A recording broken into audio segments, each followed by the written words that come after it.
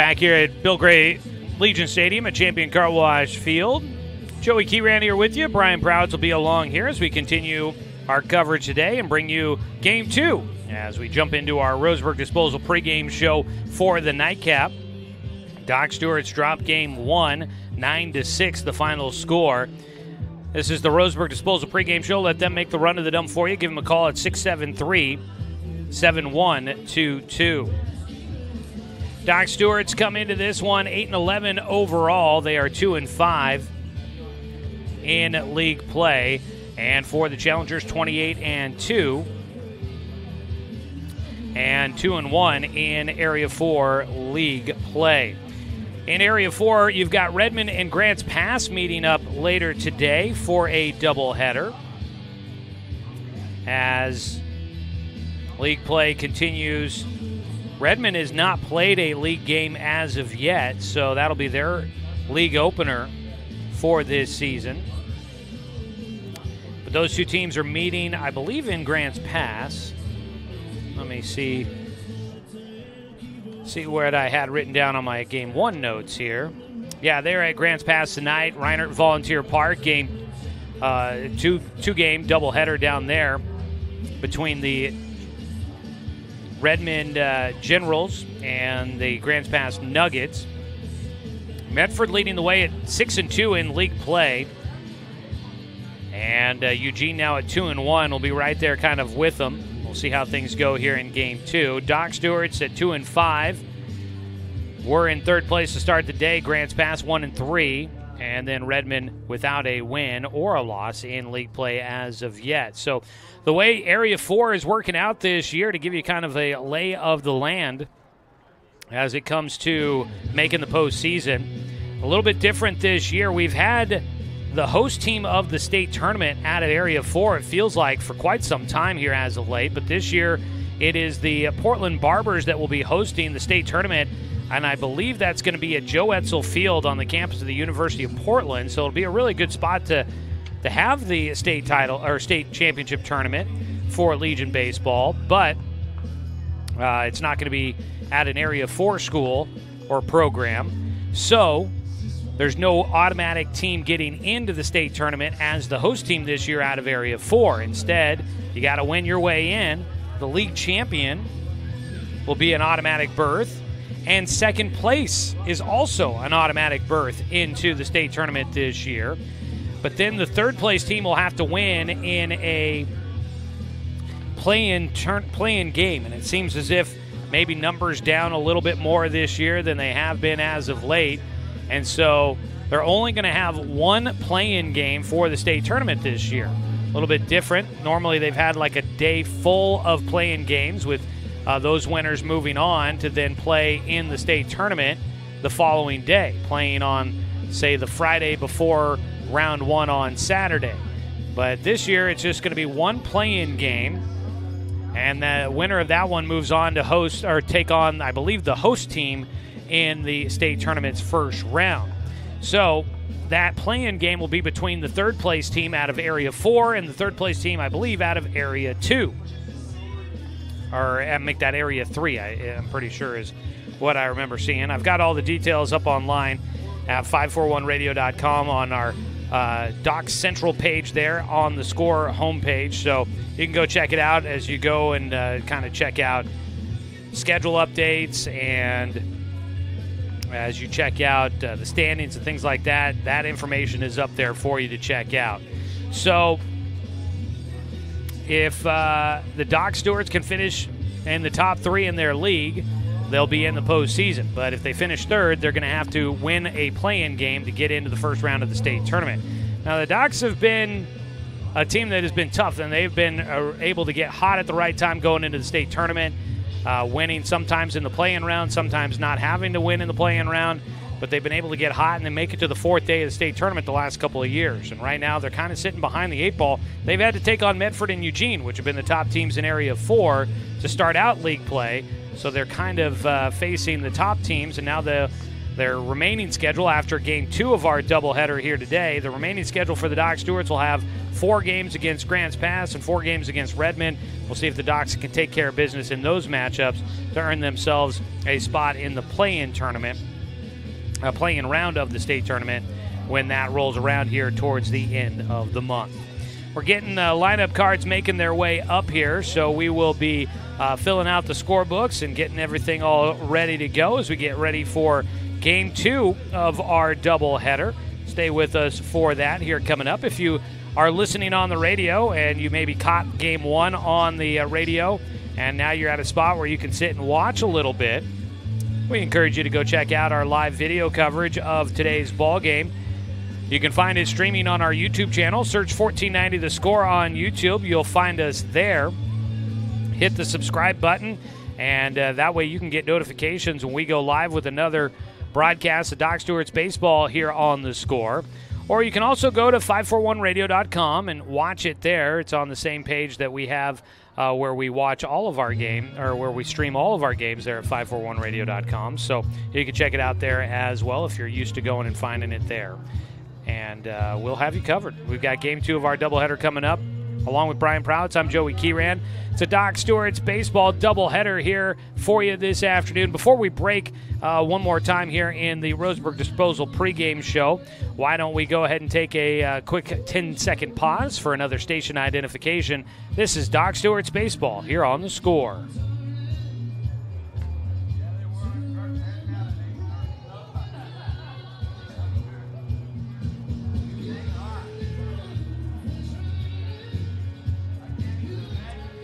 Getting ready for Game 2.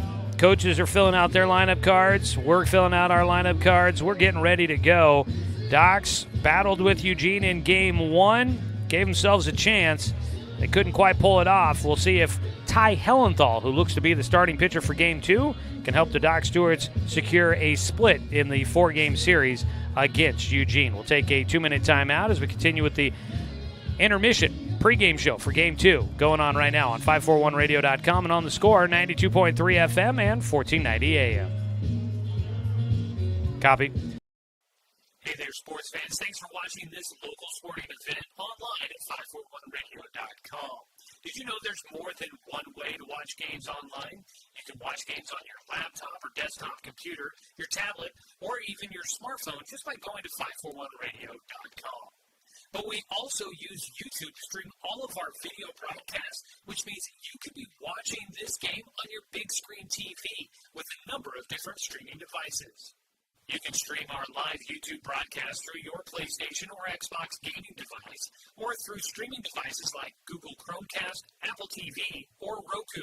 There's plenty of ways to follow this live local sporting event. Plus, you can find past events archived on 1490 The Score's YouTube channel. Find us on YouTube and subscribe today to keep up with the latest in local sports coverage.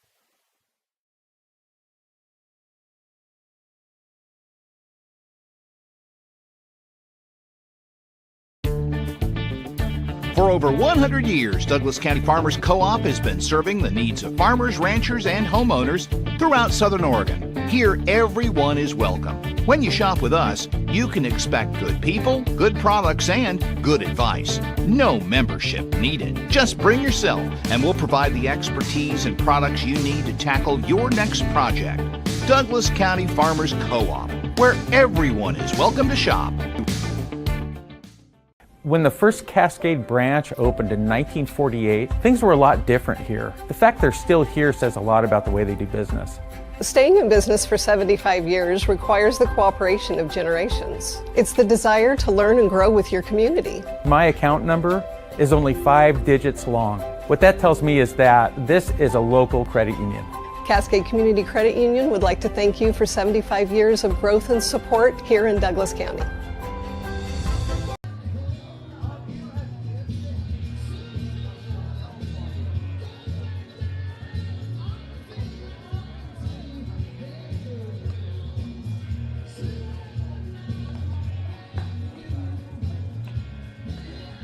Game 2 of our doubleheader just about to get underway. It's the 28-2 Eugene Challengers at 2-1 in league play against the 8-11 Roseburg Dr. Stewarts, who are 2-5 in Area 4 league play. We are just getting all sorted out here in the booth. But the team is on the field, so I guess it's time to get this one underway. How about that, Brian? Yeah, it looks like that is the plan indeed. How about the Eugene Challengers lineup here for game number 2, starting off in center field? And batting at the top of the order is Landon Lay, and then the right fielder Kyle Miller, followed by their shortstop Brock Johnson, the cleanup hitter first baseman Connor Clift. Then the DH here in Game 2, Eli Christ, batting 5th. Then second baseman Jalen Riddle, the third baseman Aiden Hibbler, catcher Braden Corgain, and left fielder Duncan Raudabush. For the Challengers, Lay, Miller, and Johnson, Clift, Christ, and Riddle, Hibbler, Corgain, and Raudabush. On the mound for the Doc Stewarts is going to be Ty Hellenthal here in Game 2. The Doc Stewarts are going to see if Ty Hellenthal can get him a split here today and a split overall in the series. He's thrown 14 innings, making his third start of the summer. He's got a 2-0 win-loss record. He's got a 0.00 ERA. No earned runs, only 1 run total allowed on 13 hits, 3 walks, and 8 strikeouts for Hellenthal. He will face Landon Lay. We'll get you the rest of the defense for the Doc Stewarts here in Game 2 in just a moment.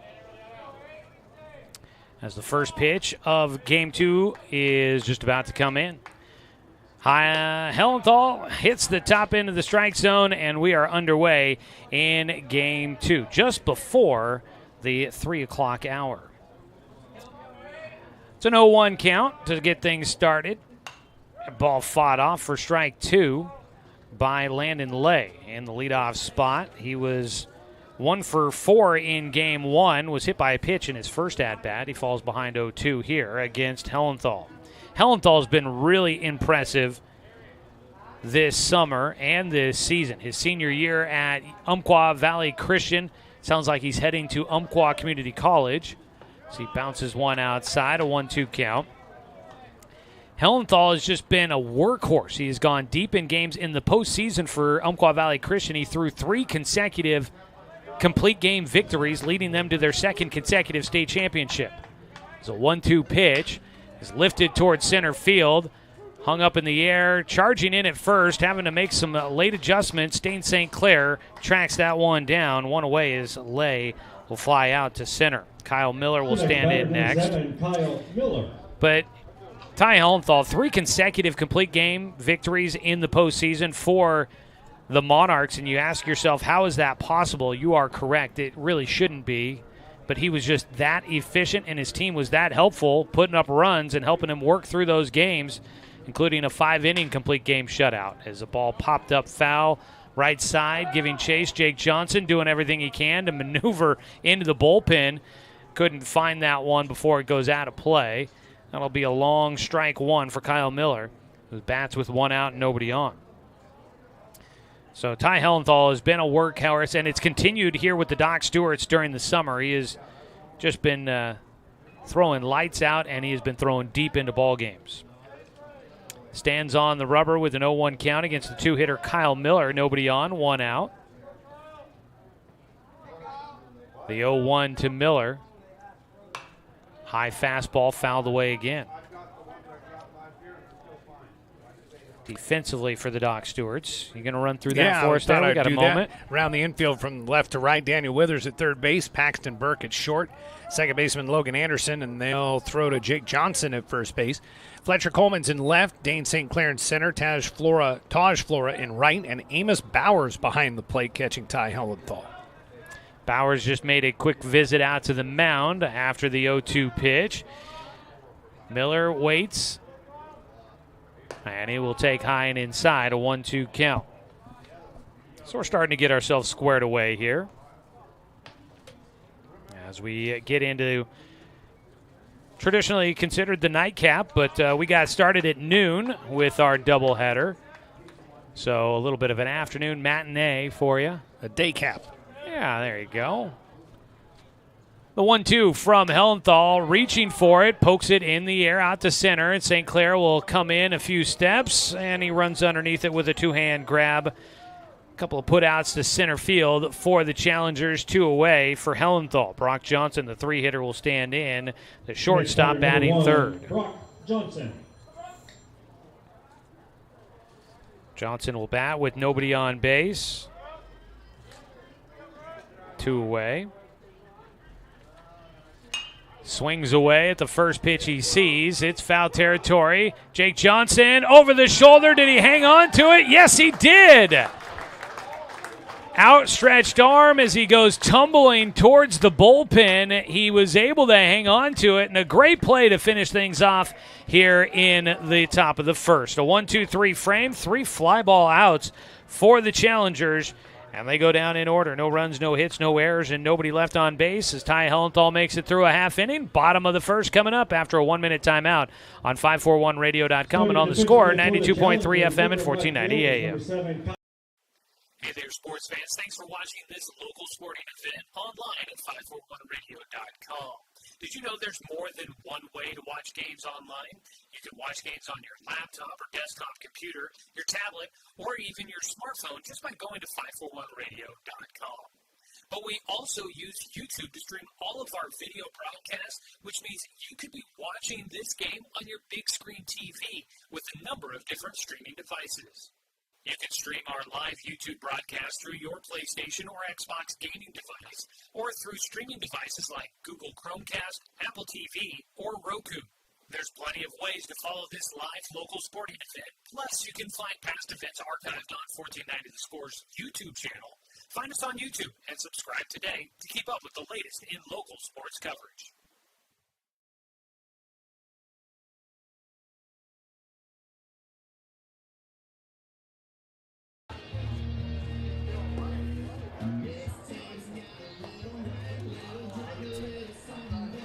Heading to the bottom of the first inning, a scoreless ball game. Brian Prowitz has the starting lineup for the Doc Stewarts. Yeah, here's how the Docs will bat here in game number 2. Paxton Burke, coming off of that 4-for-5 effort in game 1, will lead off. He's going to play short again in this one.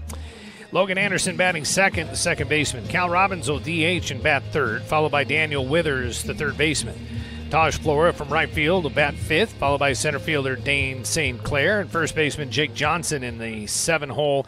Amos Bowers, the catcher, will bat eighth, and then left fielder Fletcher Coleman. Burke, Anderson, and Robbins, Withers, Flora, and St. Clair, Johnson, Bowers, and Coleman for the Docs. They will face off against Jaden Lucas, who will start. Another lefty for the Challengers. He slings one in. It comes inside to Paxton Burke. A 1-0 count to start, and we're underway in the bottom of the first in a scoreless ball game. Lefty started out the game in game 1 for Eugene. Burke will hit one out towards center field. He will not start out game 2 with a single like he did in game 1. Paxton Burke flies out. It's been all fly ball outs so far in this one. That one will go out to the center fielder, Landon Lay, for 1 out. So 1 down, and up to bat is going to be Logan Anderson, the second baseman. Jaden Lucas out of Junction City. Misses low and inside for ball 1 against Anderson. Lucas, a first-team All-State pitcher for the Tigers, graduating class of 2025, returning player for this Challengers club. Works in a strike on a 1-1, or to make it a 1-1 count. Logan Anderson starting at second base here in game 2, as he did in game 1. The 1-1 pitch, that ball down the right side and into the stands, maybe probably up and over the stands on the right side, above the first base dugout occupied by the Challengers. Eugene wearing the blue tops, gray trousers. Doc Stewart's in the white tops, white trousers. And in the third base dugout, a 1-2 pitch is outside. 2-2 count for Anderson.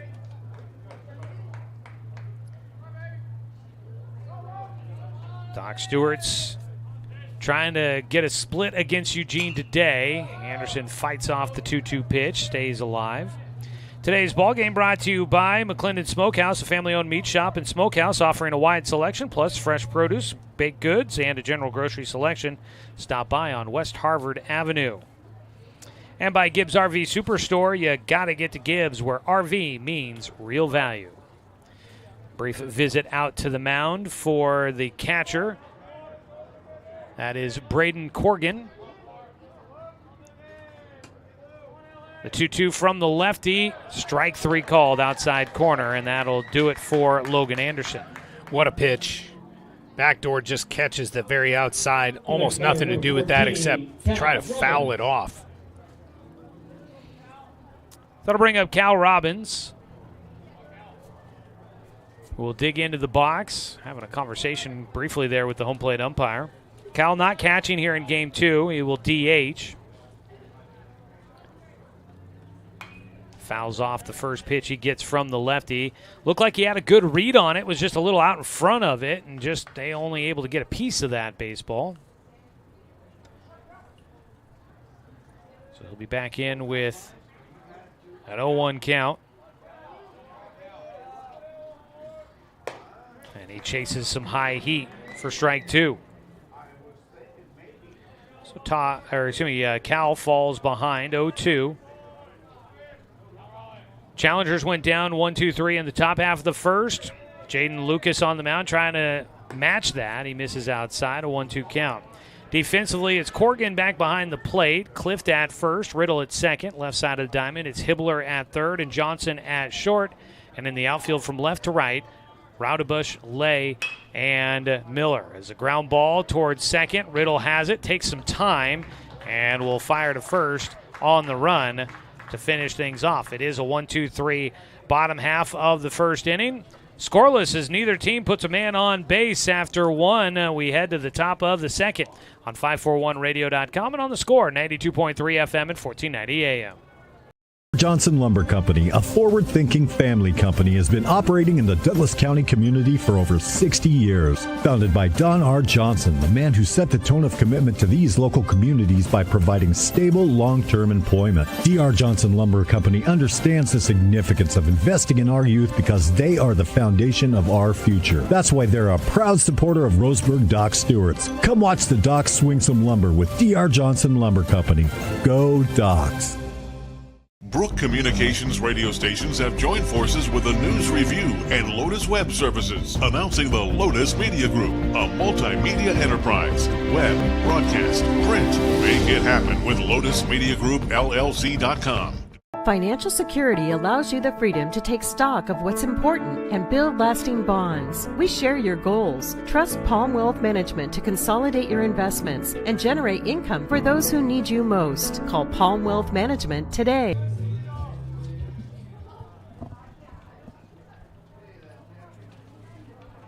First batter for the Challengers to lead off the top of the second inning. Docs Baseball. Our player interviews all season long are brought to you by Evergreen Family Medicine. Expect the unexpected at Evergreen Family Medicine, serving Roseburg, Myrtle Creek, and Sutherland. Evergreen offers more than traditional primary care. You can always expect more from Evergreen. First pitch to Connor Clift, in for a strike from Ty Hellenthal as we get things started here in the top of the second. Scoreless ball game as both pitchers face the minimum in the first. Hellenthal will face Clift, Christ, and Riddle here in the top of the second. 0-1 delivery out of the windup. Outside, a 1-1 count. No player interview today. Hoping that we'll get in a few more of those coming up during the upcoming Papa's Pizza tournament up in Eugene, so stay tuned for those. Ball lifted towards right field, drops in front of Taj Flora, and it goes over his head. He'll get to it. He fires back in. Nice recovery. Wow, what a on throw. A ball that looked like it was going to get by him. Now, Taj Flora is a big man out there in right field.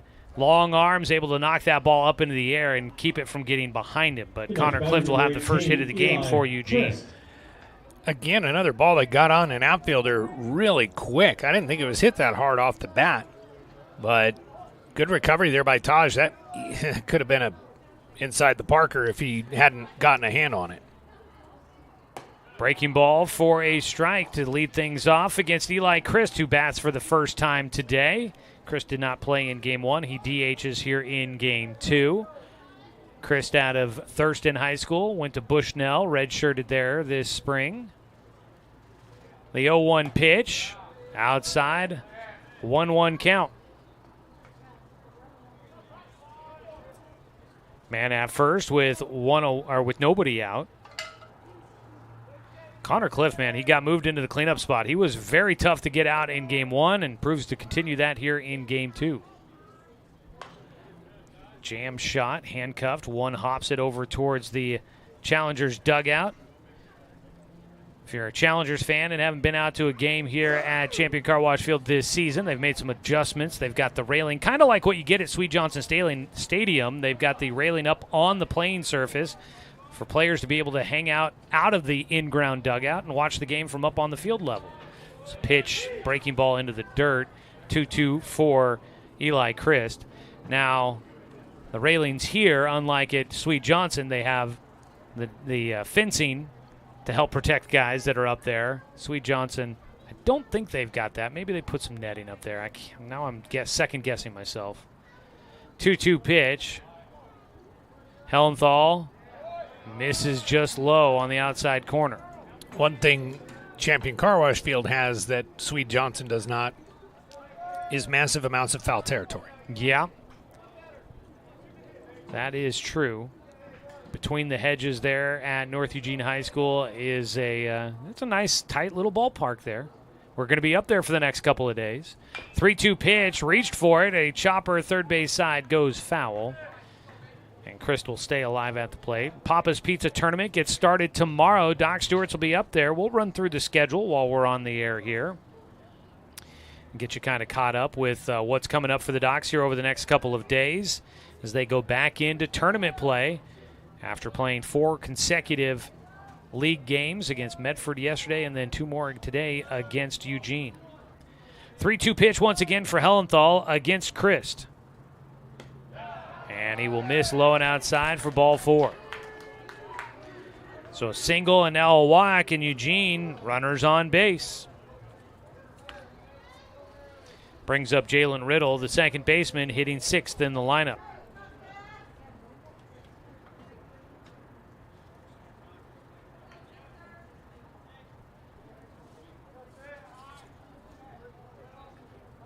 Hellenthal is an arm that, in fact, Jake Johnson and Ty Hellenthal neither pitched against Eugene the first meeting. Showing a bunt.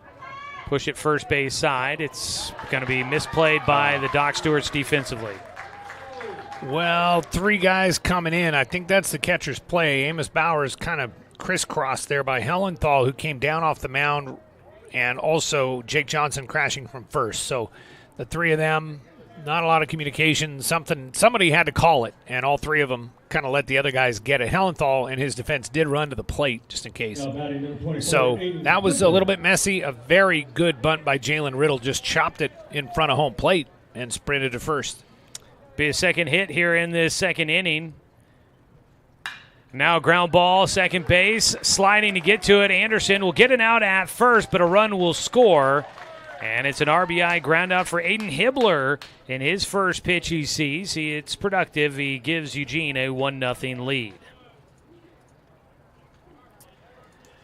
First base unoccupied now. Clift comes in to score from third. Chris goes to third. Riddle goes to second. And a nice play by Logan Anderson out at second base to smother that ball and keep it on the infield and be able to make a play at first for the out. 1 away, 1-0 lead for the Challengers. Strike taken on the outside corner to start things here for Braden Corgan, the catcher. Didn't play in game 1. He'll get a chance here in game 2. Out of Thurston High School, graduating this spring.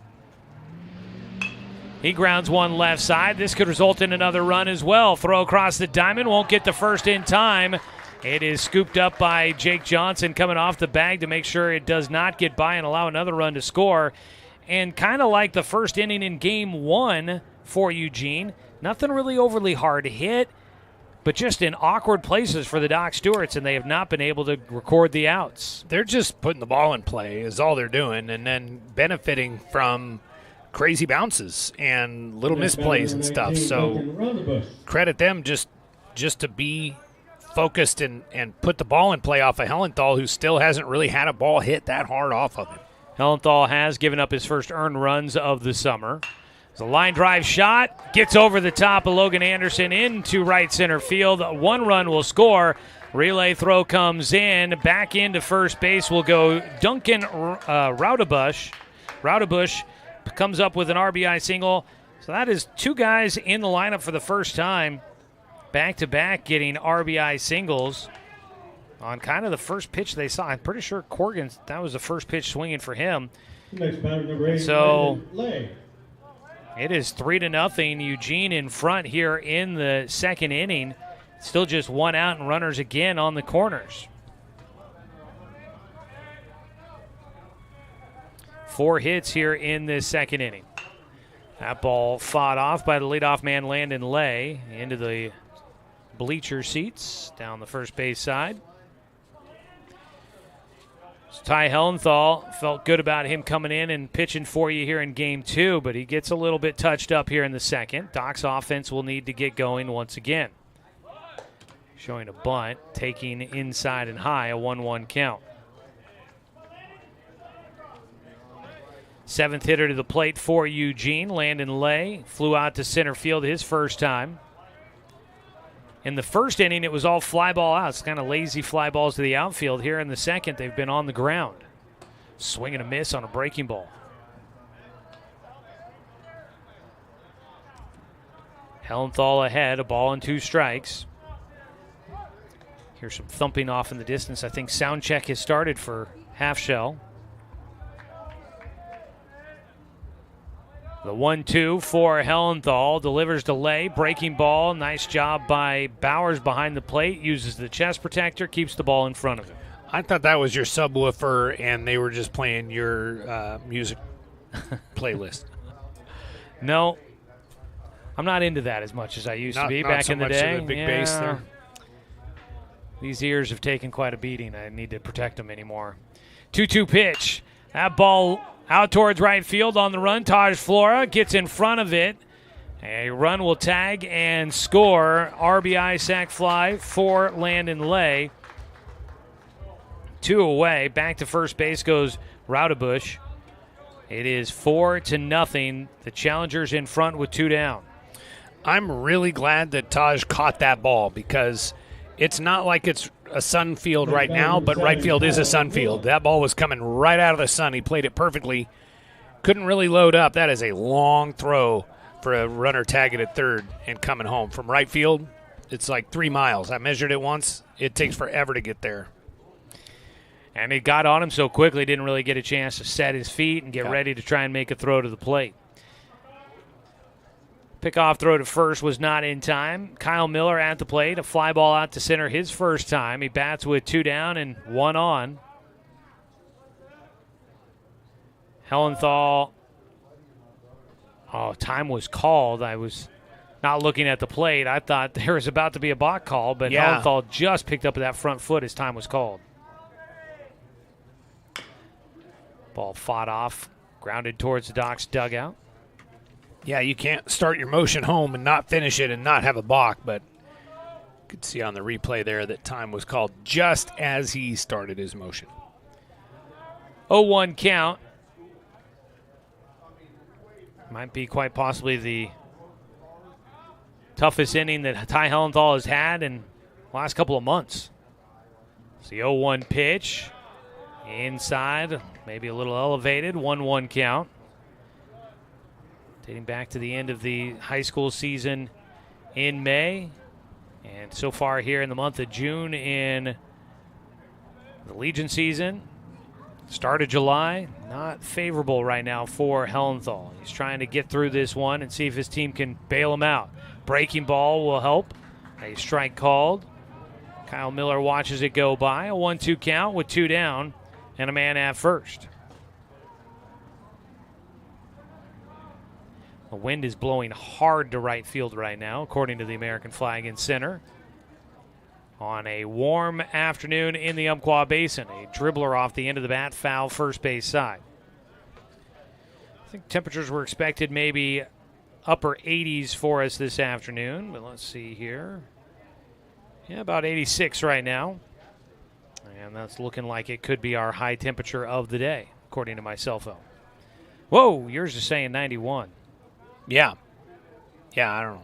I'm guessing it feels more like yours than it does mine. Research your phone provider or something. I don't know. It's definitely my phone. I guarantee it. A 1-2 pitch coming up here for Miller. Hellenthal kicks. A ground ball left side will get through. Diving attempt by Burke, couldn't get there. Runner was taking off, but can only get to second base for Rodebush. And 8 hitters to the plate so far, and a 9th hitter coming up for Eugene. It's a bummer because Ty got exactly what he wanted.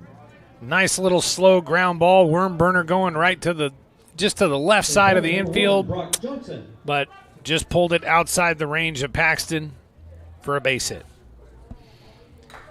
So that'll bring up Brock Johnson, the 3-hitter. Stands in with 2 out and 2 on. He'll line one to left field. It's going to get down in front of Fletcher Coleman. Reaches up, makes the grab, but another run will score. Makes the grab on 1 hop. A base hit for Brock Johnson, and right now Eugene is teeing off on the Doc Stewarts. Well, you might think maybe Fletcher could have charged that a little bit harder and maybe made a play on that ball, but that would have been very dangerous. That thing was a line drive, and with some top spin on it, it would have possibly been still rolling if he would have charged on it.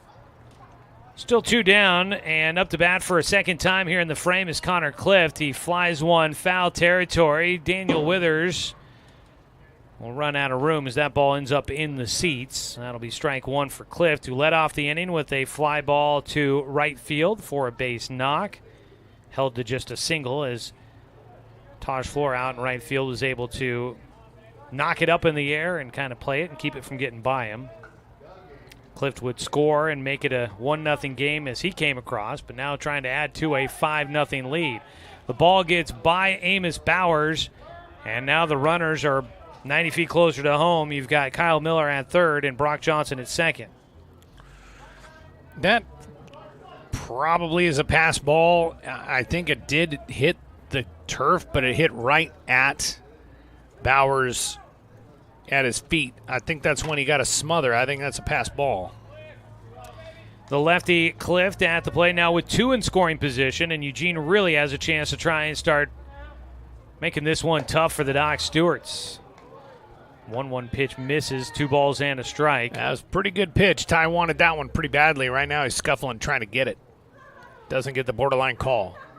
He toes the third base side of the rubber with 2 outs and 2 in scoring position. The 2-1. He'll get the call on the outside corner this time with a breaking ball. 10th hitter to the plate here in the second inning. It's 5-0, Eugene in front in the top of the second. Game 2 of our doubleheader. And there's strike 3, and Clift goes down looking. So that will finish things off for the Eugene Challengers. As they send 10 hitters to the plate, they'll score 5 runs here in the second. As the Doc Stewarts come up to bat, they will need to get some work done on 541radio.com and on the Score, 92.3 FM and 1490 AM. Turn your home into your dream sanctuary with help from Douglas County Farmers Co-op. For over 100 years, we've carried everything you need to keep your garden and crops green and growing, including a large selection of soil mixes, composts, fertilizers, and other soil amendments. You'll also find stones, boulders, gravel, and more to add structure and diversity to your yard. Stop by or shop at DouglasCountyFarmersCoop.com.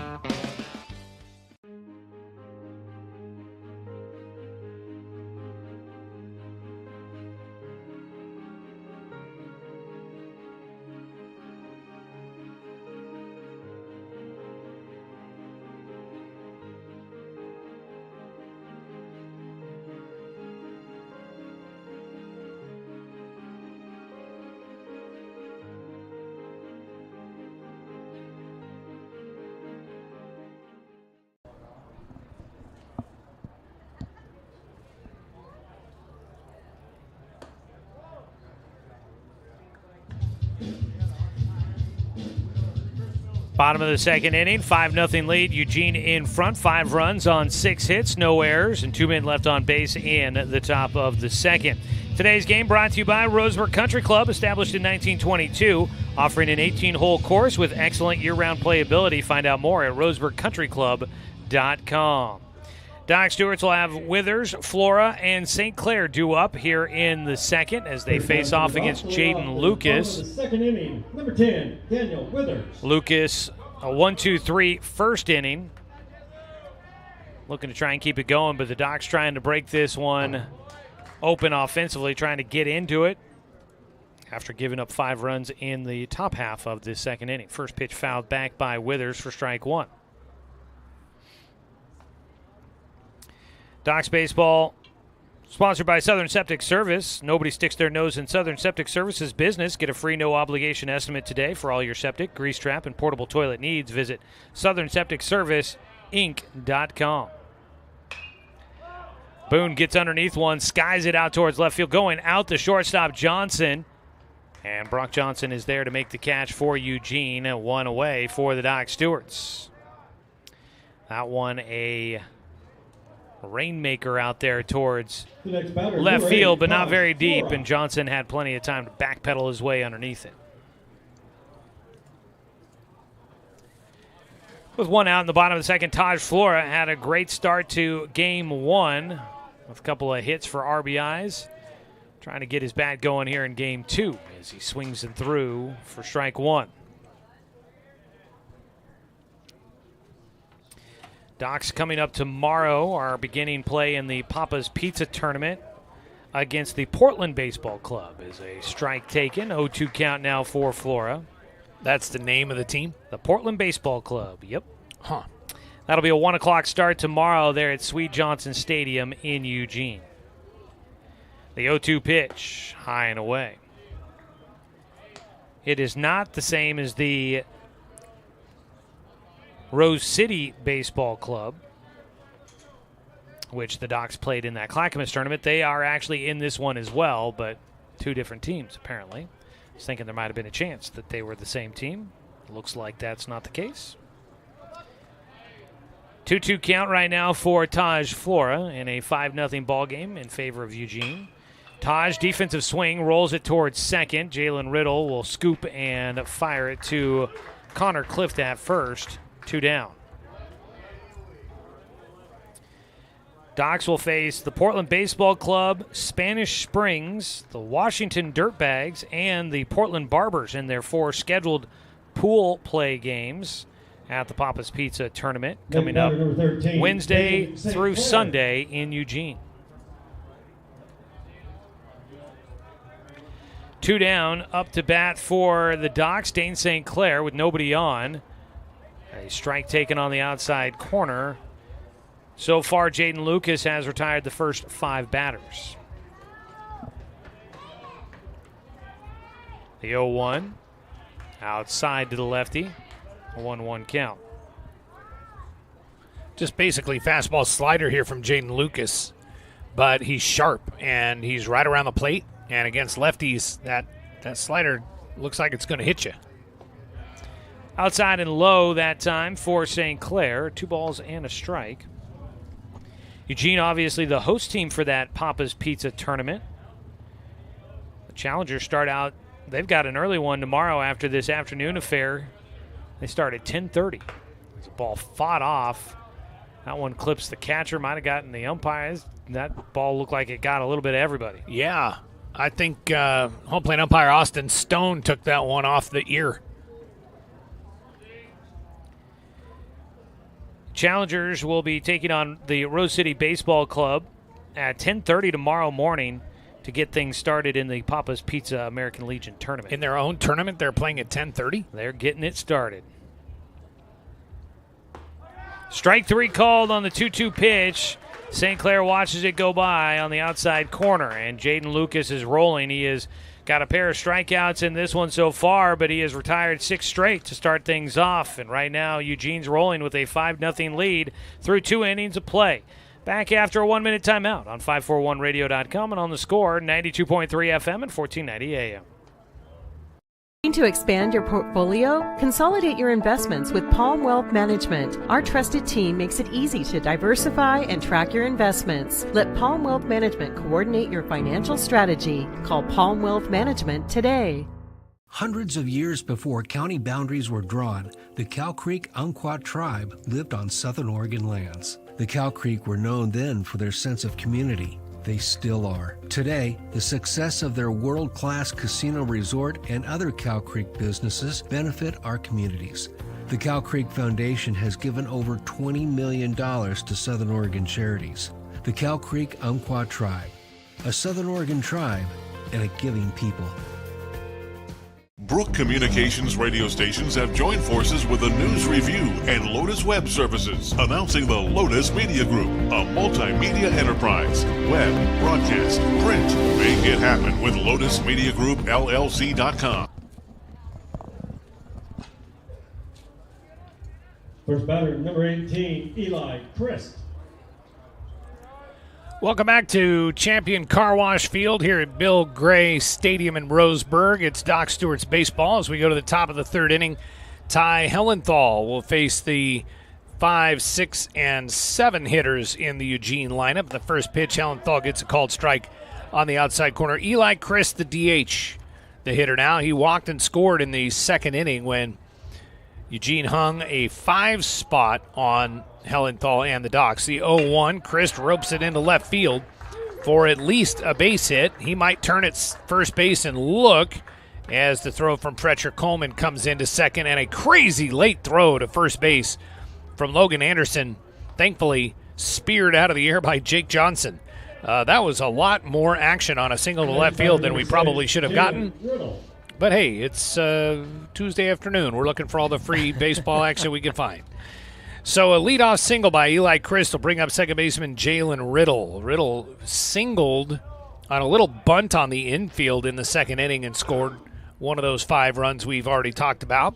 And that's the 6th hit of the day already for Eugene. A swing and a miss at the first offering from Hellenthal by Riddle, and a late throw from Amos Bowers to first base gets Eli Christ diving back.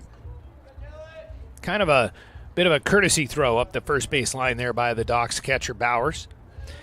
The 0-1 to Riddle instead of throw to first base from Ty Hellenthal. So half shell tonight, and you can hear in the background probably the thumping of the sound check down to our right. Man, this is high times in Roseburg. Had the Arts Festival last weekend. And it seems like every year there's like 5 extra things to do. Another move to first base by Hellenthal. They're worried about Christ over there, or just trying to wear him out. And I was going to say things are really bumping, but you got the music, and it would seem like a dad joke, and I don't want to say that. The 0-1 on the way to Riddle, a breaking ball fouled away. 0-2. Ty Hellenthal, right-hander, working out there in the heat now in the low 90s out here in on the turf, too. It's pretty toasty.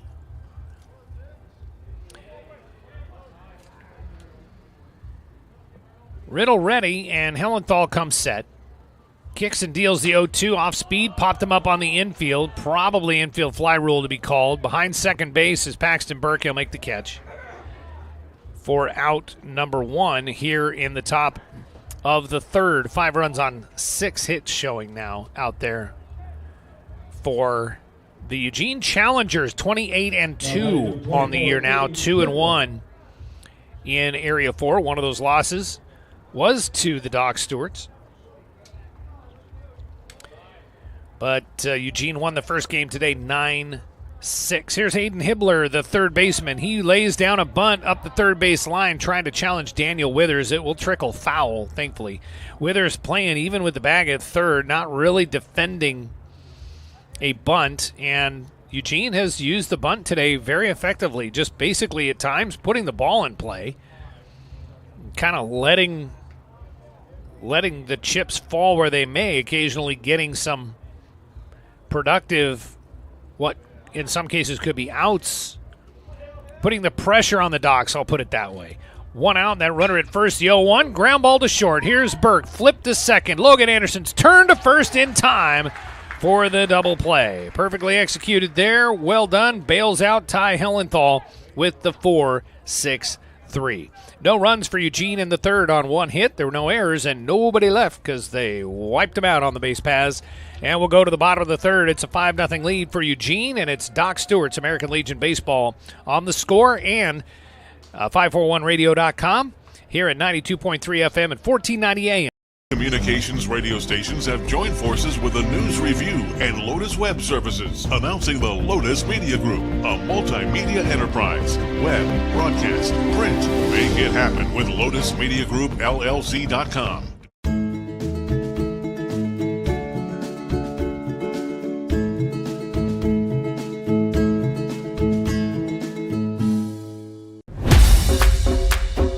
It wasn't until 1925 that the American Legion gave birth to its first youth program, and that was American Legion Baseball. And the emphasis was on citizenship and sportsmanship. Travel ball, a lot of the times you go and you play and it's kind of just more of an individual game. But in Legion Baseball, it's more of a team working towards a goal, and I really appreciate that you're playing for something more than just yourself. You're playing for all the past veterans who have served. You're playing for the people who are still serving in the military. And it's a huge honor to be part of this program.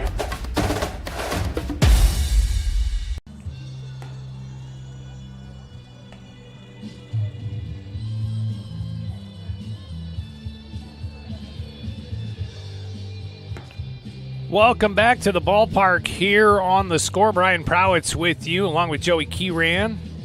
As the Docs come to bat in the bottom of the third inning, it'll be Jake Johnson, Amos Bowers, and Fletcher Coleman, the bottom third of the order for Roseburg. Trying to find some way to get some traffic and a little bit of pressure on Jaden Lucas, but so far Lucas has set down the first Docs he's faced here for through the first two innings with a couple of strikeouts to boot. Jake Johnson was the starting pitcher in Game 1. Jake Johnson Went 4 innings, gave up 3 runs, only walked 1 and struck out 4 after a very, very long first inning. He managed to weather the storm and stay in the game. Went 0 for 3 offensively in the first game and takes low and inside from ball 1 from Lucas. Next pitch goes outside, and it's 2-0 to the Docs first baseman here in Game 2. Well, Doc's got to get something going here at some point, trailing 5-0. But Jaden Lucas, man, has looked really sharp.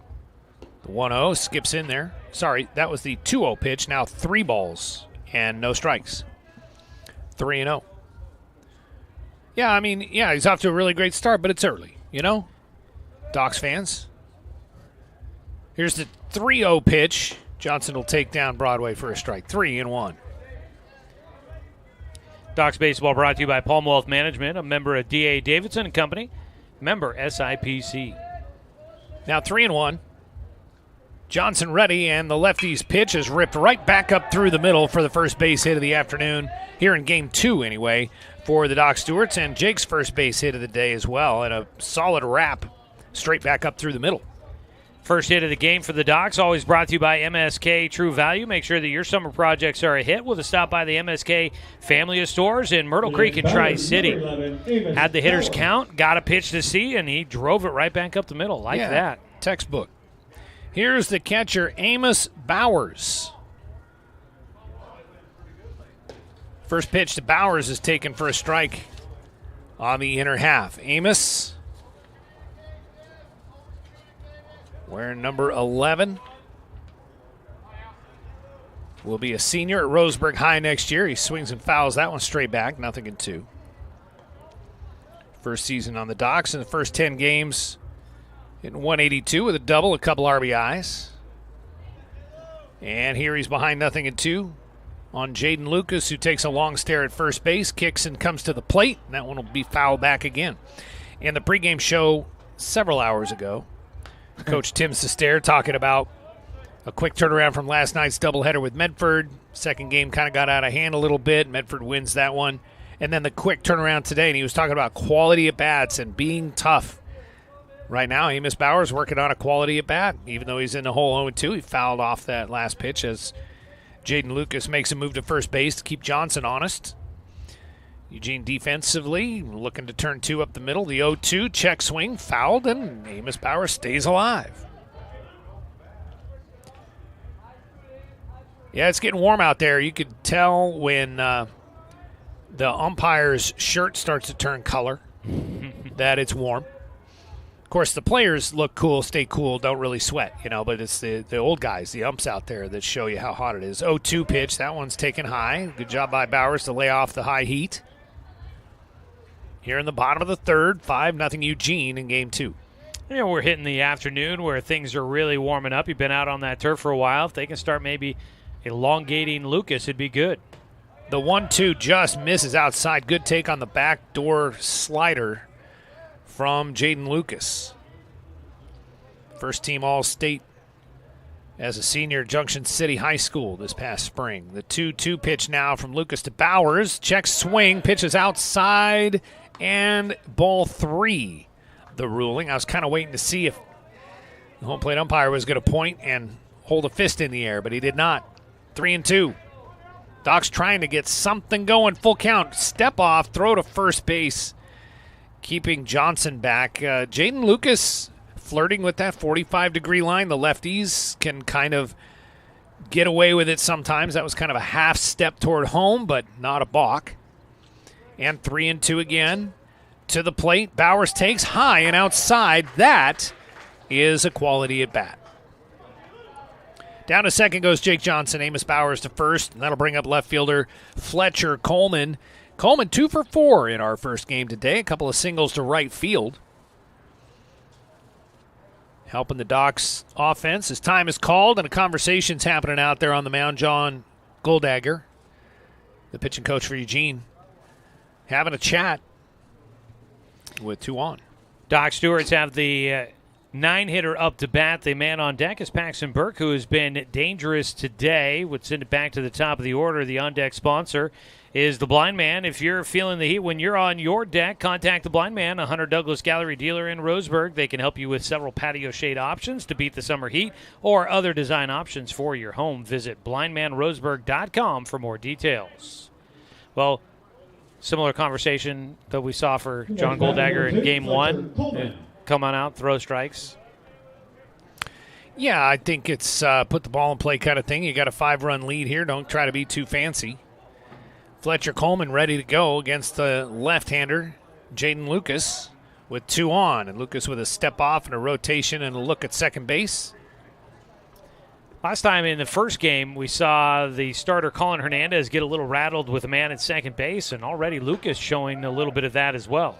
Yeah, his attention's definitely on those runners, and I don't know that it needs to be. Fletcher Coleman at home plate showing bunt, pulls the bat back. It's outside, ball 1. 2 on here, nobody out. Bottom of the third, 5-0 Eugene, game 2. The 1-0 pitch now to Fletcher. Bunted into the air, foul behind the plate. If there's only one thing not to do with a bunt in this situation is to pop it up, which is easy for me to say back here. Hard to do. So Coleman now 1-1. With those 2 runners on the base paths in front of him. Nobody out. 1-1. Lucas long hold now to the plate. Coleman's not showing, but I was going to say swinging away, but he held up and took a strike. Run under the hands. Makes it 1-2. Johnson with a little bit of a lead off the bag at second base. The first single of the day for the Docs. And then the runner at first, Bowers, walked there. The 1-2 pitch. Coleman check swing on a breaking ball low and outside. Didn't go. Started the head of the bat. And upon request, the infield umpire said he did not go, which is funny because he's behind the mound and would not necessarily have a great look at home plate. 2-2. Coleman, left-hander. Jaden Lucas, left-hander. Checking second base. Lucas kicks and deals. The pitch, swing and a miss. Strike 3. Good little series right there. That was some back and forth, but with 1 out now, the infield will probably back up and play for the double play as Paxton Burke comes to the plate. Burke has been a tough out, as Joey mentioned. 4 for 5 with 2 RBIs in the first game. Was on the bases an awful lot. Stole a base and got caught stealing. He stands in here with a spot where the Docs need to keep making Jalen work on the mound. Here's essentially a pitch out and a back pick to second base. Diving back in, Jake Johnson had a really, really big lead. The pitch is a ball. Paxton Burke had 1 ball and no strike. And no strikes. At second base, Jake Johnson kind of looking a little bit gimpy now. 1-0 is a high fly ball to left field toward the gap. Coming over and making a nice play is Raudebush. So just allowed out. Boy, did Radovish get a good jump on that thing, a fly ball to left field for the second out. But for a second, I thought maybe we had a shot to the gap. A good wrap there by Burke, 2 down. Logan Anderson, the second baseman, will hit. Number 4, Logan Anderson. Yeah, off the bat, I thought that ball had a distinct chance of trying to get down in the alley out there, and I'm sure that Jake Johnson as well as Paxton Burke all thought that same thing, but having to retreat back to the bags is that ball. Nice job by Raudebush out there and left to track it down. He had to get a great jump because if he was where he is right now, that ball looked like it was going to the gap, and he covered that ground quickly. So 2 down on that nice play in the outfield. Logan Anderson here. And his first pitch is fouled straight back. So 2 on, 2 out here in the bottom of the third. First chance for the Docs to try to make a little noise. Trailing 5-0 in the bottom of the third. But it is windy. It is not normally all that windy around here, and it is pushing pretty hard from left to right. The 1-2 turned on, third base side, foul ball. Aiden Hibbler at third base for Eugene, flopping over onto his belly trying to defend that play. It's just a foul ball, and it's 0-2 to Logan Anderson, 0 for 2 in the first game with a run. And strike 3 looking earlier in this game in the first inning against Jaden Lucas, left-handed starting pitcher for Eugene. Jake Johnson at second base. Amos Bowers on the bag at first, or on the base paths at first. And the 0-2 from Jaden Lucas is a base hit into left field. Will they turn Johnson? They will. He gets the go sign around third, and he will score to put the Docs on the board. An important run here in the bottom of the third. And a solid at bat there by Logan Anderson, who was behind 0-2 and pulled that thing into left field for an RBI single. Nice battle at the plate, stayed with it, never gave in, and he comes through to drive in Jake Johnson, first RBI of the game here in Game 2 for the Docs. RBIs are brought to you by Umpqua Bank. Docs cash in, and whether it's great deals on investments, savings on loans, and lines of credit, you can cash in with Umpqua Bank, member FDIC. So 5-1 now, Eugene, for Cal Robbins, the DH.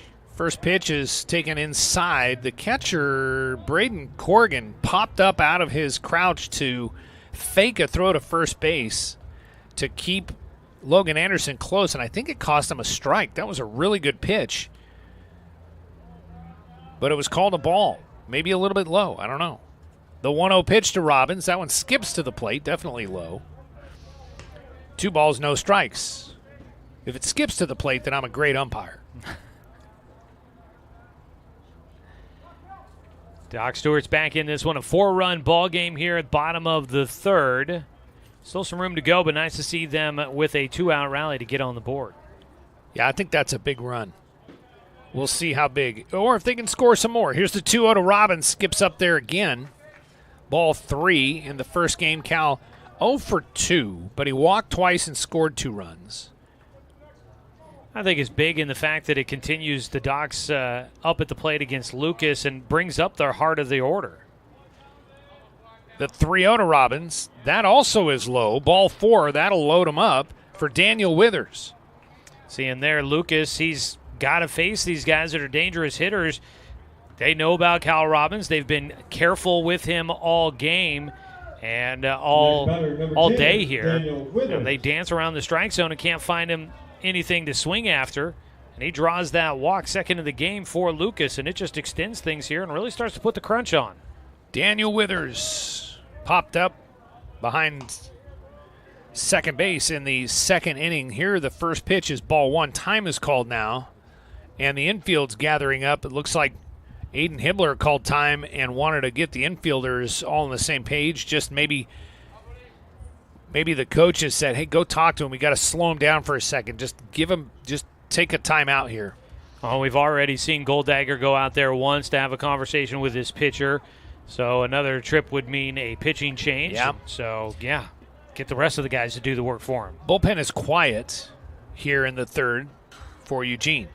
1 ball, no strikes to Daniel Withers. The Barry Bonds of the Docs in the first game walked 3 times, drove in a run, went 0 for 1, and feels good about it. The 1-0 pitch is a strike at the knees, 1-1. Did you ever see the one where they did the stats on if Barry Bonds never took a bat to home plate back in whatever year that would have been? Like, he still would have had more RBIs and runs scored and everything than half the league. The 1-1, Withers swings through that one 1-2. Back when Bonds was so prolific that he was so dangerous that they would just walk him all the time. Walk him with the bases loaded. He was still, the slugging percentage was like off the charts still. I feel like they might have pitched to him a little bit more if he didn't have a bat. I don't know.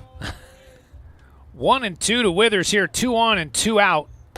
Sorry, the bases are loaded. Here's a throw to first base. Diving back in is Cal Robbins. That was a dangerous back pick to first by Corrigan because Connor Clift wasn't really near first base. Didn't seem as if he was expecting a back pick that direction, and so, yeah, he was off the bag by quite a bit. That ball would have still been rolling if it had gotten by. 2-2, bases loaded here, 2 down in the bottom of the third, 1 run already in. The pitch coming to Daniel Withers from Jaden Lucas. Breaking ball, backdoor slider, strike 3 called. And the Challengers clear those bases with a backdoor slider for strike 3. Tough take. Tough result.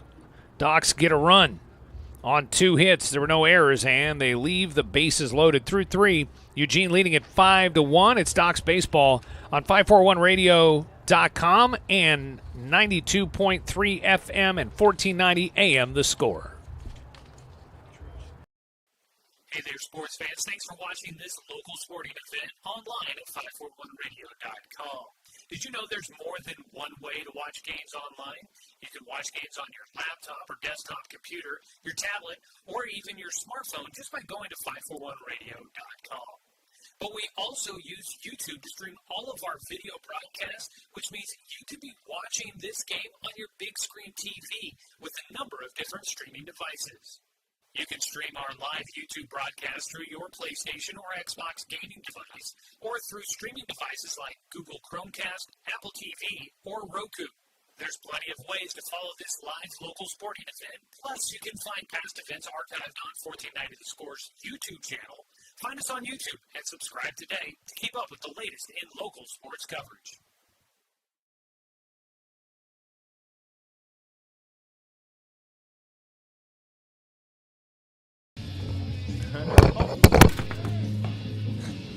See if I just happened to turn the radio on.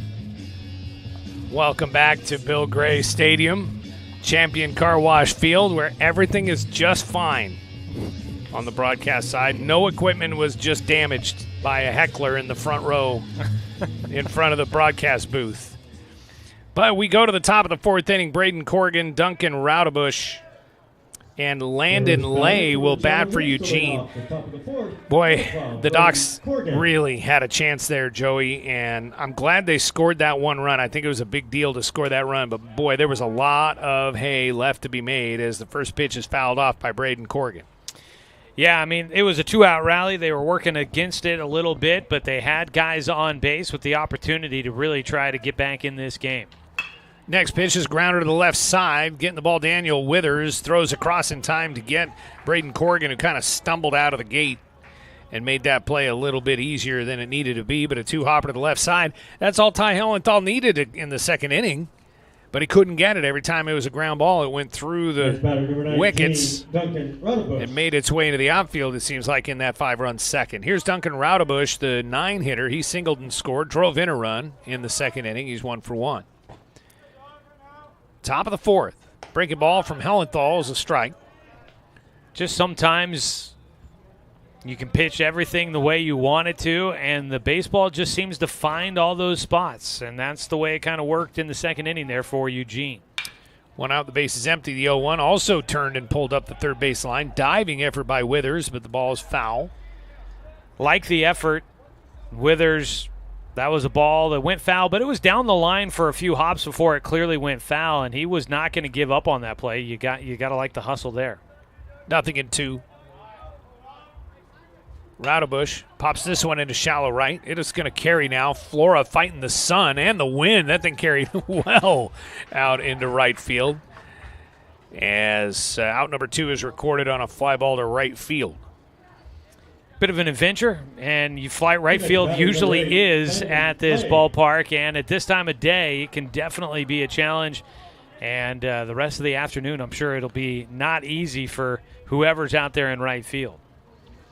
Landon Lay now, the center fielder, flew to center in the first and recorded a sac fly to right in the second inning. First pitch, Hellenthal, breaking ball, looked pretty good, but called ball one. Couldn't entice the hitter to chase after that one. Landon Lay 0 for 1 in the game. Sac fly to right field, driving in a run in the second. Next pitch to Lay, a fastball at the belt, called strike. Lay 1 for 4 in game one. Lynn Benton Community College, South Eugene alum. Here's the 1-1. Little off speed, chopper, third base side, foul. Winning a Northwest Athletic Conference championship this year there at Lynn Benton Community College. Got to play in a handful of games, but did not play in the postseason run by the Roadrunners. But was there with them, getting that experience. Hellenthal looking in, kicks and deals the 1-2 pitch on the way to Lay. Off speed again, fouled off. Well, Ty Hellenthal and UVC back-to-back state champs. Impressive run. Man.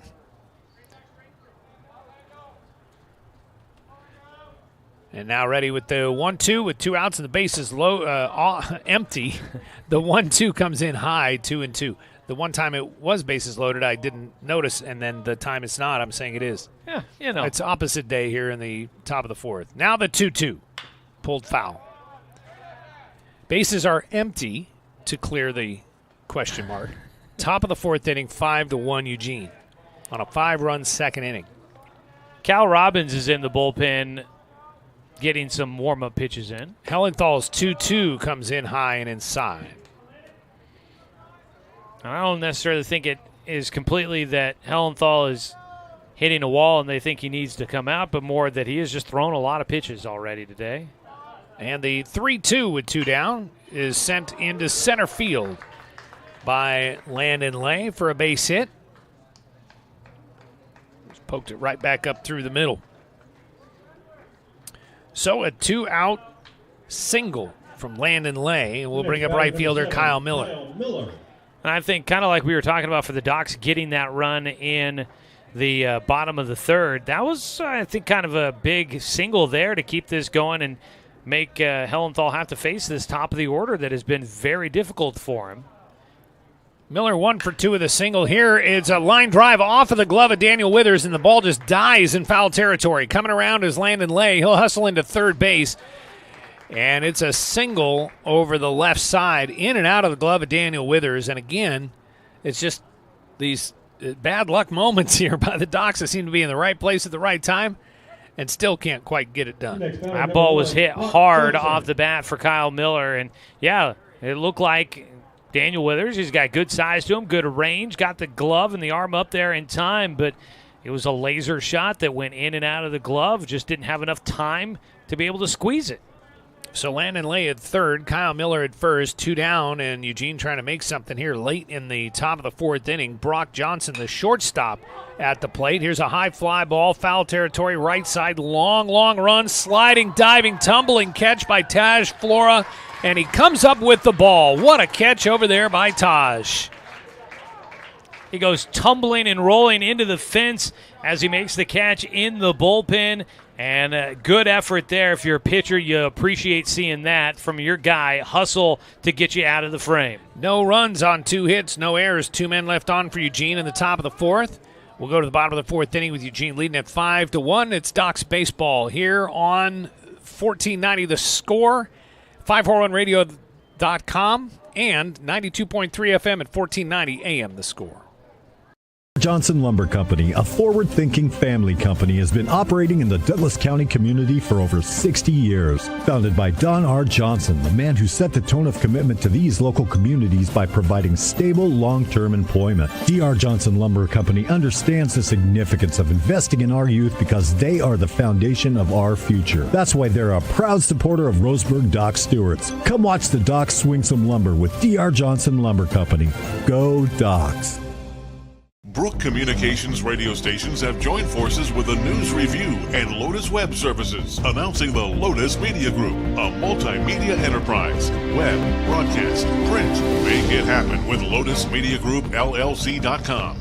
Financial security allows you the freedom to take stock of what's important and build lasting bonds. We share your goals. Trust Palm Wealth Management to consolidate your investments and generate income for those who need you most. Call Palm Wealth Management today.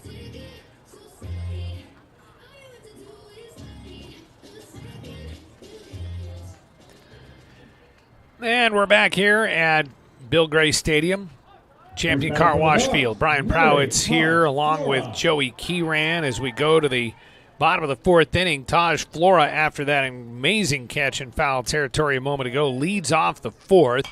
He grounded out in his first at-bat in the second inning. I always like it when the guy that makes a big play like that comes up to lead off the inning.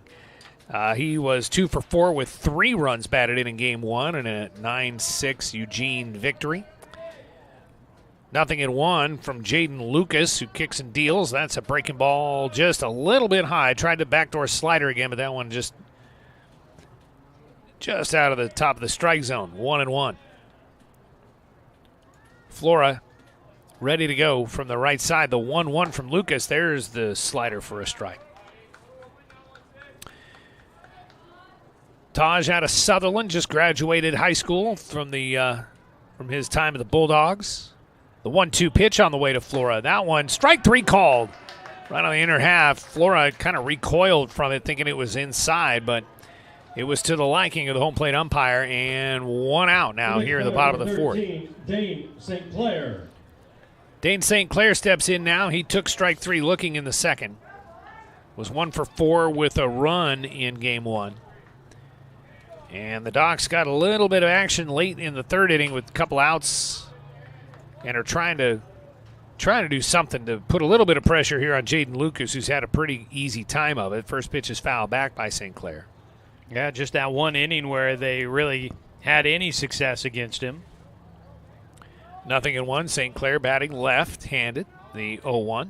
Chopper to the right side. 2-hop. Late break by the pitcher. St. Clair gets a base hit out of it as Connor Cliff kind of tried to just, I don't even know what.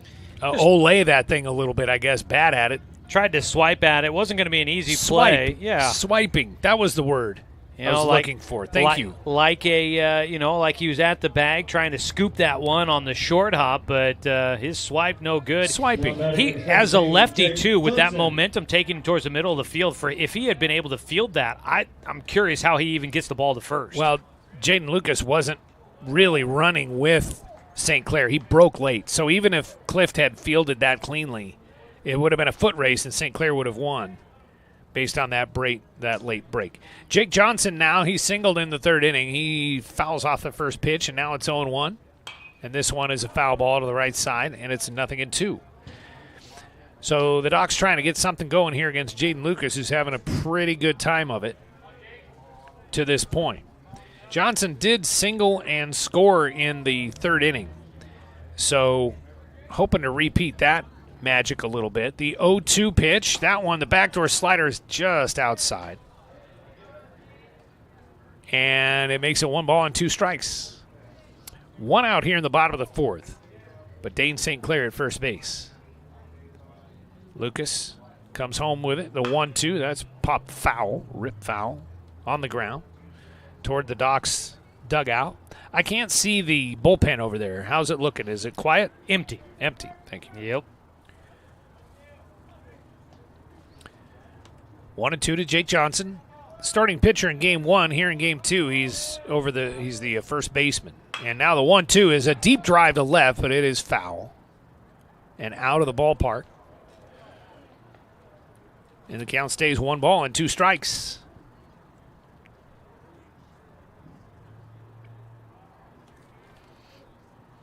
Umpire needing some extra baseballs over there. Gives us just a half-second break here. Well, 5 runs in the top of the second inning got things going for Eugene off of Ty Hillenthal, who Joey had pointed out probably hadn't seen 5 runs scored against him since he was like 10 years old. 1-2 now. Jake Johnson ready, and Lucas's pitch. Pop foul to the right side again. He's using up all the baseballs. Amos Bowers on deck. Today's game brought to you by Bowers Industrial, proud supporter of our local community and youth sports. I thought there might have been a connection there. Not getting one by you, that's for sure. No, sir. Not much of a lead for St. Clair at first base. The 1-2 with one out comes in a little bit low and outside as Lucas tries to spin one up there again. Johnson taking, and the count's 2-2. It's nice to see the Docs really working into kind of deep at-bats here against Lucas, but they've got to start getting some payoff with them, too. 2-2 fastball fouled away. Because we know that Eugene will have a bullpen that can kind of help carry them through this. I mean, it's always nice to get to the bullpen, but this is a good team that's got a lot of arms on it, so there is it's not like you're going to get much of a let-up if you get to the bullpen. No, but I'd like to. I'd like to see that. Here's the 2-2 now. Johnson chopper right back up the middle. Fielded at second base. Stepping on second and throwing to first. A little bit late is Jaden Riddle. He got the out for sure. He could have turned two, but he landed on the bag and then felt like he didn't tag it. Went back to the bag to tag it and then threw to first, but Jake Johnson beat the throw. So fielder's choice essentially at second base off the bat of Jake Johnson for out number 2. And that'll bring up the catcher Amos Bowers.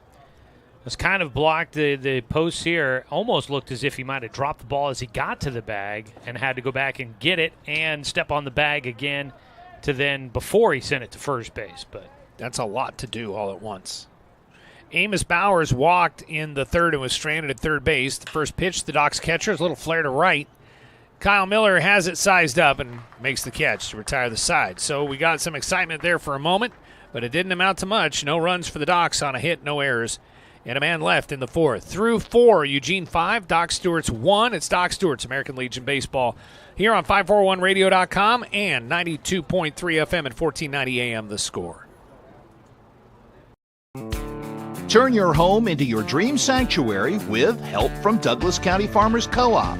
For over 100 years, we've carried everything you need to keep your garden and crops green and growing, including a large selection of soil mixes, composts, fertilizers, and other soil amendments. You'll also find stones, boulders, gravel, and more to add structure and diversity to your yard. Stop by or shop at DouglasCountyFarmersCoop.com.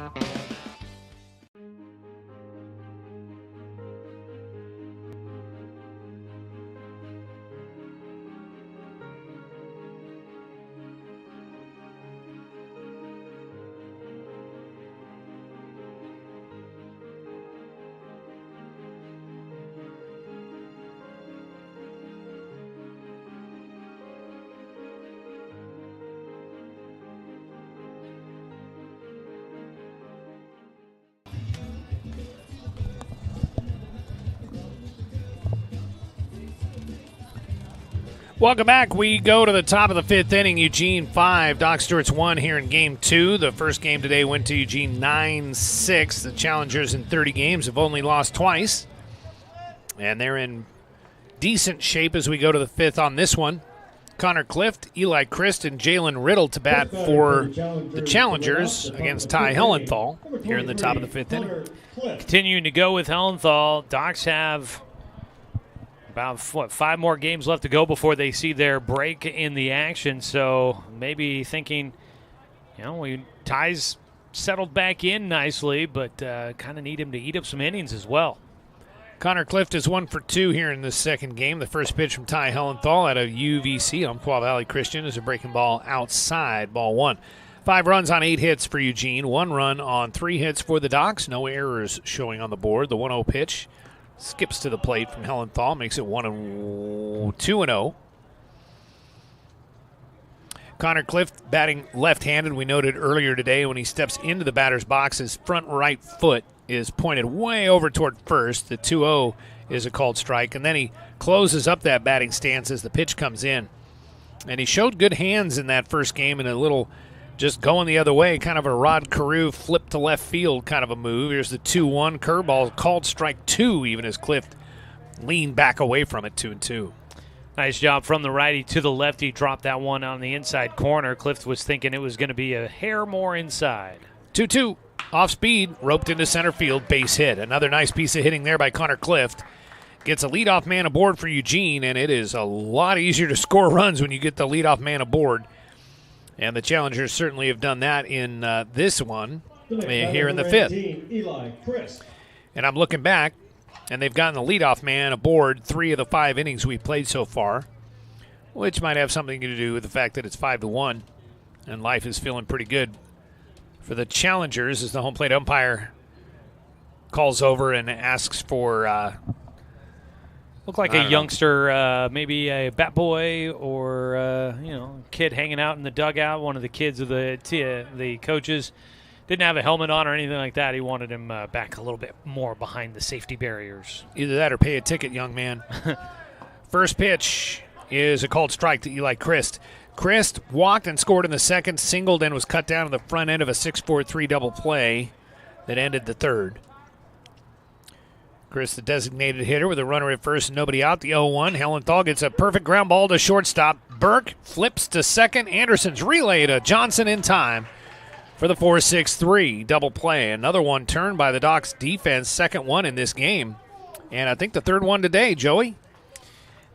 I think you are right on that one in game one. They also had one back in the third inning to help get them through not a traditional 1-2-3 inning, but 3 up, 3 down, and now they've got a chance to do that again here in the fifth. Jalen Riddle steps in. The second baseman takes a breaking ball for a strike on the outside corner. Riddle got a bunt base hit in the second and scored. That 5-run second is a big one, and the big difference in this game right now. And then Riddle swings through the next pitch, 0-2. And I think Hellenthal feels a little bit better about things right now as he gets the sign from the catcher, Amos Bowers. Rocks back with 2 outs, and the base is empty now, and the 0-2. High and outside. Well, we've said this before. When the Docs have a lead, 4-run advantage, doesn't feel like that necessarily is insurmountable. So for the Docs, they got to have that mindset. Now the 1-2 is fouled up down the right field line. Maybe a play out there for Taj Flora. Flora falls down right on the line, and it's a foul ball called by the umpire over at first base. And a big break for the Docs right there, that ball was foul when Taj Flora tried to play it. It was called foul right away.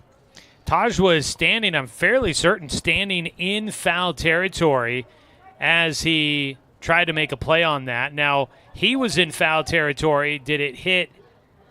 Was the ball in fair territory? Yeah. Because it's not where the player is, it's where the ball is when it's touched. Well, it surprised me. I thought it was a foul ball, and it is now. But he was staying in fair territory the whole time he was chasing it. Now the 1-2 is fouled straight back, clearly a foul ball. But I thought that was going to hook way foul, and Taj stayed in fair territory longer than I thought as he was sizing up that ball and was right over the line when it came down and bonked off of him. And here the 1-2 is high and inside and actually hits Jalen Riddle and puts him on. That is a big break for Eugene. And I think for Hellenthal, I just said out loud that he started to really get comfortable. And now that pop up in right field, which probably right now, if you ask him, Taj would say, I should have had it. It should have just been an out. And now, instead, another runner, more pitches on the odometer for Hellenthal as the third baseman, Aiden Hibbler, comes in. 0 for 2, a couple of ground outs, but an RBI in the second inning. Hellenthal misses outside to the right-handed hitting Hibbler for ball 1. We've talked about the wind has definitely been a factor for fly balls, but also it looked like Flora was dealing with the sun on that ball as well. There was a lot going on over there. The 1-0 misses low and outside, not by much. But it was right down the line. It looked like it was going to hook foul. Somehow it stayed straight and stayed right on the line. Here's the 2-0 now. Inside strike. Hibbler took that one thinking he was up 3-0.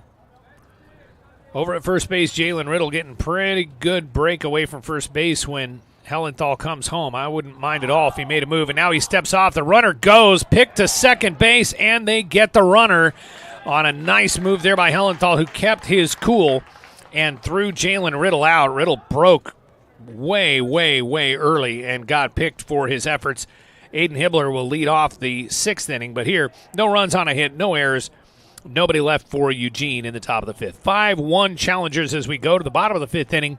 It's Docs Baseball here on 541radio.com and 92.3 FM at 1490 AM, The Score.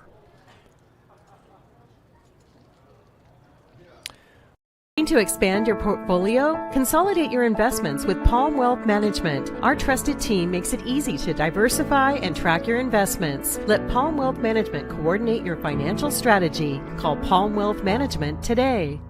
Hundreds of years before county boundaries were drawn, the Cow Creek Umpqua tribe lived on southern Oregon lands. The Cow Creek were known then for their sense of community. They still are. Today, the success of their world-class casino resort and other Cow Creek businesses benefit our communities.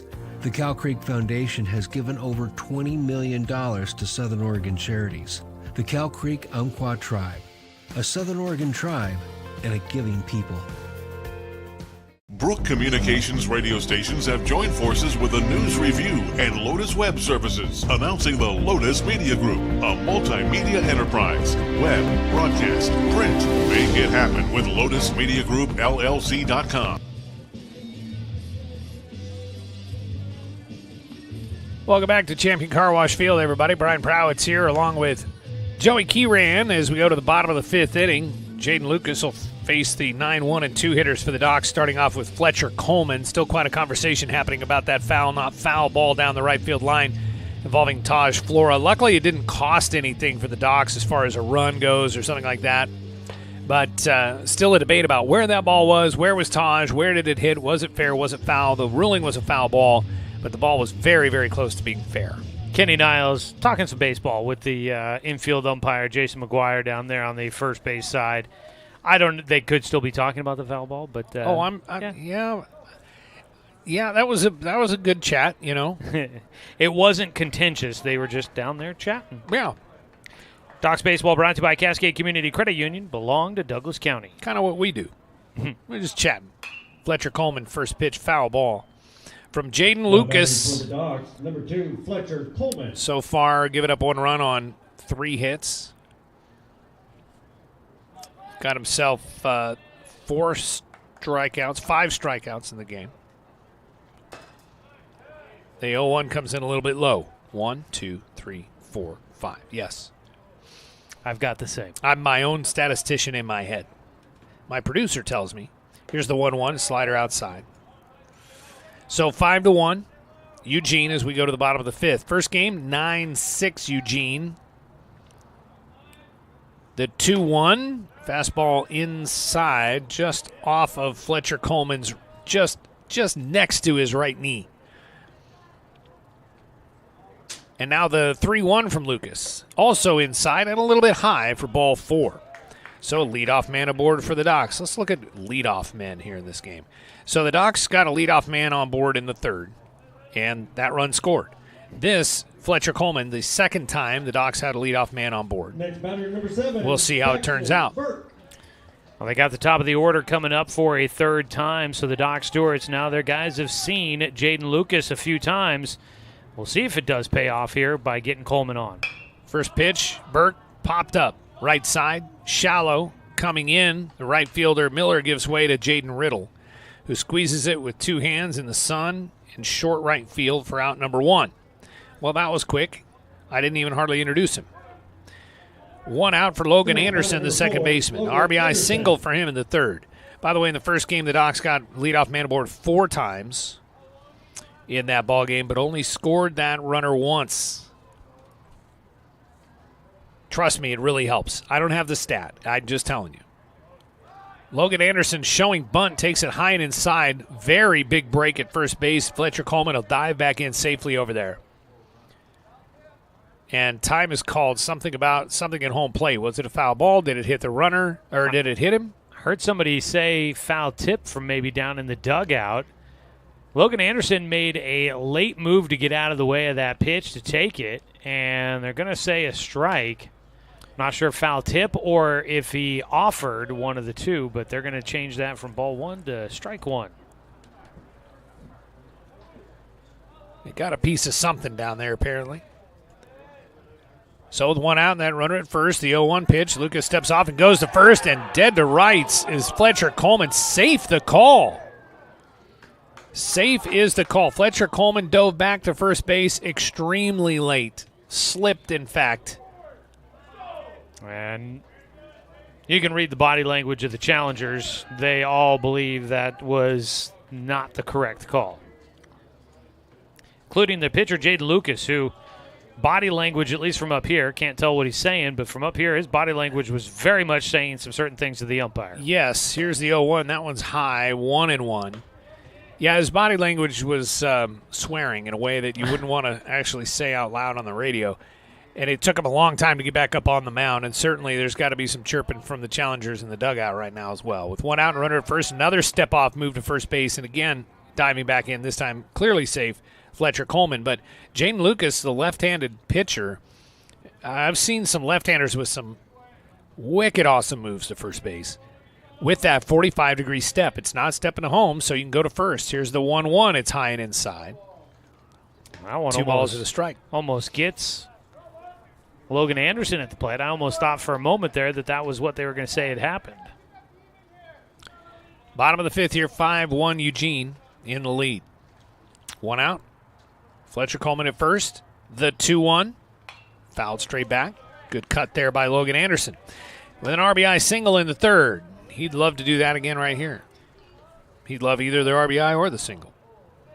How about both? That'd be unusual, but I'd take it.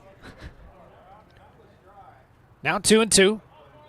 Lucas to the plate. Off speed outside, and another snap throw to first, and this time they say they got Fletcher Coleman. Fletcher Coleman wandering a little too far off of the base, and a nice throw by Braden Corrigan to get him. And that was, again, here's the thing. Whether Coleman was out both times, he was a long way from the bag, and the throw beat him 2 times, diving back into the base. So 2-3, the pickoff, the caught stealing, however you want to put it in your scorebook. And it's 3-2 to Logan Anderson, and Jaden Lucas swing and a foul tip into the glove shuts the door on that miniature Doc Stewart's rally. No runs, no hits, no errors, and nobody left on base for the Docs in the bottom of the fifth. Through 5, it's Eugene 5. Roseburg 1, back with the top of the sixth after this on 541radio.com and 92.3 FM at 1490 AM The Score. Communications radio stations have joined forces with the News Review and Lotus Web Services, announcing the Lotus Media Group, a multimedia enterprise. Web, broadcast, print. Make it happen with Lotus Media Group, LLC.com.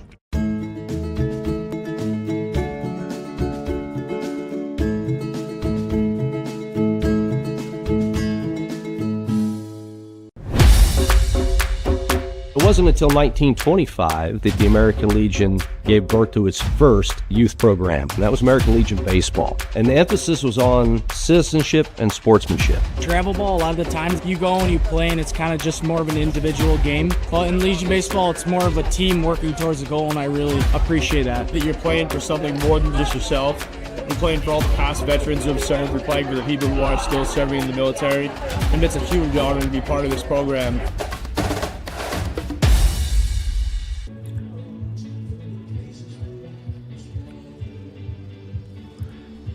Welcome back to Champion Car Wash Field, everybody. Doc Stewart's trailing 5-1 as we go to the top of the sixth with the call. Here's Joey Keyran. Well, thank you, Brian Browitz. Here in the booth, Doc Stewart's baseball coming to you from Champion Car Wash Field. Doc's trying to see if they can keep this game within reach. They trail by 4, showing a bunt and pulling the barrel back at the last moment. The leadoff man here for the Challengers, that would be Aiden Hibbler, who was at the plate when Jalen Riddle was caught stealing to end things in the top of the fifth. The 1-0. Hibbler this time, able to hang up. Got everything but the barrel of the bat to go around, and he was able to keep the bat back and called ball 2 on an inside pitch. 2-0 delivery. That's on the outside corner, called strike 1. Ty Hellenthal He's had a couple of innings where things have gotten a little shaky, but only one inning where the Challengers have scored. That was the second when they put 5 runs on the board, batted through the lineup. Hellenthal has settled in since then. His 2-1 pitch. Grounder left side. Hibbler will reach base as the throw from short gets away. Safe at first. Back to the bag will go Hibbler. The throw went way offline, and Jake Johnson coming off the bag to try to get to the ball ended up kind of in the pathway of Hibbler. They collided. Hibbler ended up going down, races back to first, and it feels as if the Challengers are trying to say there should have been an obstruction call, but they're not getting one. Right away. Aiden Hibbler, there's a little bit of contact over there. Hibbler went down. Jason McGuire, the first base umpire, immediately was signaling with his hands like safe, safe, safe. In other words, no interference, though Eugene would disagree. First pitch fouled back by Braden Corrigan, the catcher, for strike 1. So single on the infield. Single, yep. Yeah. And no error. Did get overthrown, but didn't cost anything for the Doc Stewarts. So base hit for Hibbler, his first. He's had ground balls all 3 times. This is a foul ball down the third base line for Corrigan, who is 1 for 2 today with an RBI single in the second. Well, leadoff man on once again, Brian. Yeah, it's Eugene's been better at that today than the Docs for sure. But in this case, only one time has the leadoff man scored for Eugene. 0-2 pitch for Hellenthal. Like to see another ground ball here. There's a pickoff throw to first base. Little off the line. At first base, Jake Johnson did a nice job to go over the top of the runner, sliding back in to make the catch and not let it get by. Hellenthal's 0-2. Bounces in front of Amos Bowers, back behind the plate, tracks it down. Docs have, as previously mentioned, turned 2 a couple of times in this one, 3 times on the day. They did so last in the 5th inning. Looking to try and do it again here. The 1-2 pitch, that's off the front foot for Corrigan. He will limp around for a moment, shaking off the foul ball. Doc Stewart's Baseball here is brought to you by DC Farmers Co-op, where everyone's welcome to shop. We've not had a pitching change for either side as of yet. All pitching changes are brought to you by Overhead Door Company of Roseburg. If your garage doors are broken or just need some updating, make the call to the Overhead Door Company of Roseburg for a change. They also provide full-service repairs. Visit overheaddoor.com. Again, the 1-2 for Hellenthal. Corrigan pops it up, but it'll get out of play behind home. You can tell Eugene's really staying in there and waiting for that break in Hellenthal's pitches. They're keeping their hands back, identifying that breaking ball, and then just trying to do something with it. But they are pacing that. They've got it timed out, a lot of these hitters. Hellenthal out of the stretch, delivers another breaking ball, but it carries just a bit upstairs. And it's a 2-2 count. Got word that there were some emergency alert systems about thunderstorms possibly in the region. Looking very nice at the moment here as a pickoff throw to first late. There are some hazy, wispy clouds off in the distance to the east here at Champion Car Wash Field, but overall, very beautiful day with plenty of wind provided.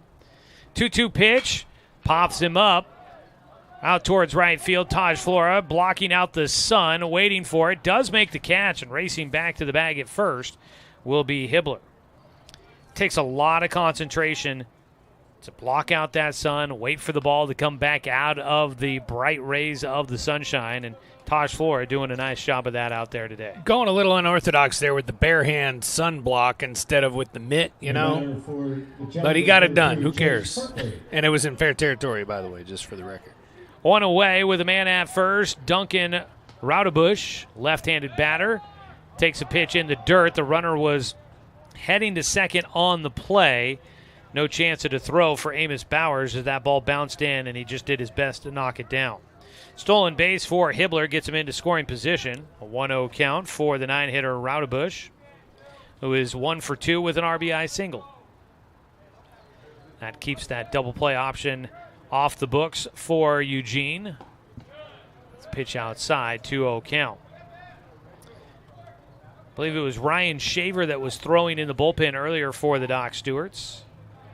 He could be an option to come in and pitch here soon. Teammates with Ty Hellenthal during the spring season. Ball fought off, foul tipped back to the backstop for strike one.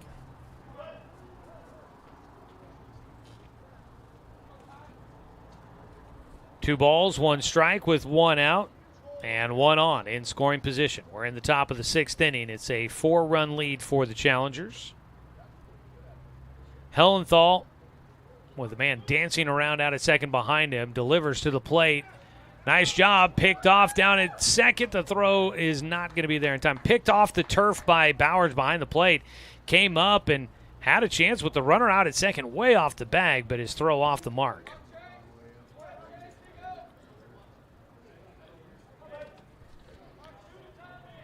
So it's a 3-1 count now.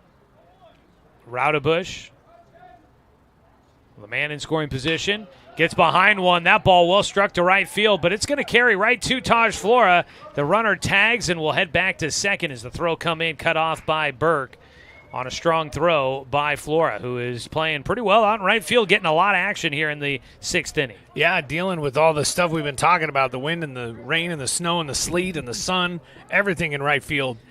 He's got a heck of an arm. Yeah.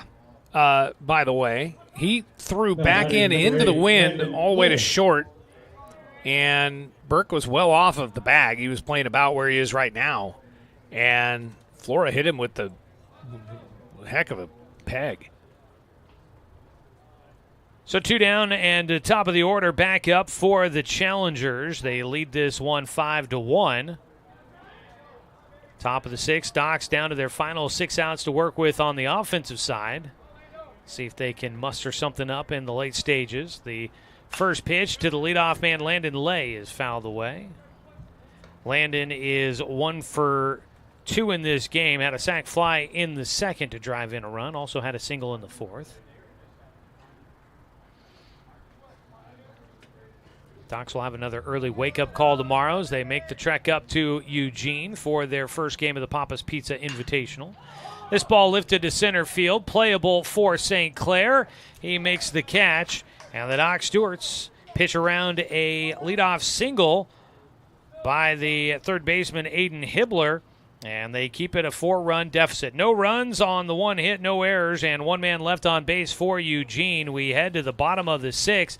Doc Stewart's trailing 5-1 on 541radio.com and on the Score, 92.3 FM and 1490 AM.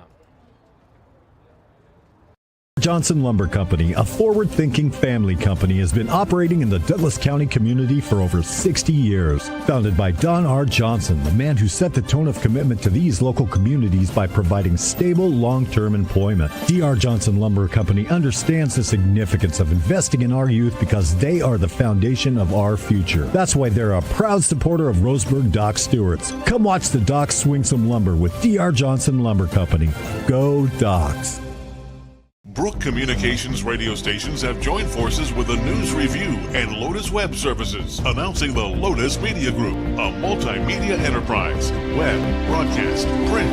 Make it happen with LotusMediaGroupLLC.com. Financial security allows you the freedom to take stock of what's important and build lasting bonds. We share your goals. Trust Palm Wealth Management to consolidate your investments and generate income for those who need you most. Call Palm Wealth Management today.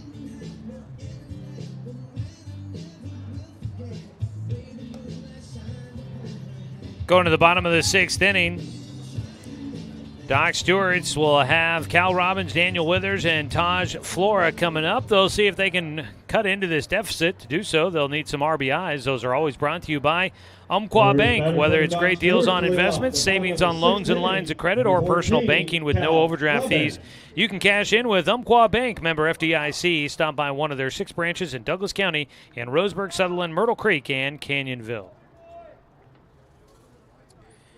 Still on the mound throwing, Jaden Lucas, the lefty's done a nice job of keeping the Docs off balance, and he gets a swing and out of miss on the first pitch to Cal Robbins, who is 0 for 1 with a walk. Doc Stewarts will need Plenty of base runners to cut into this 4-run deficit.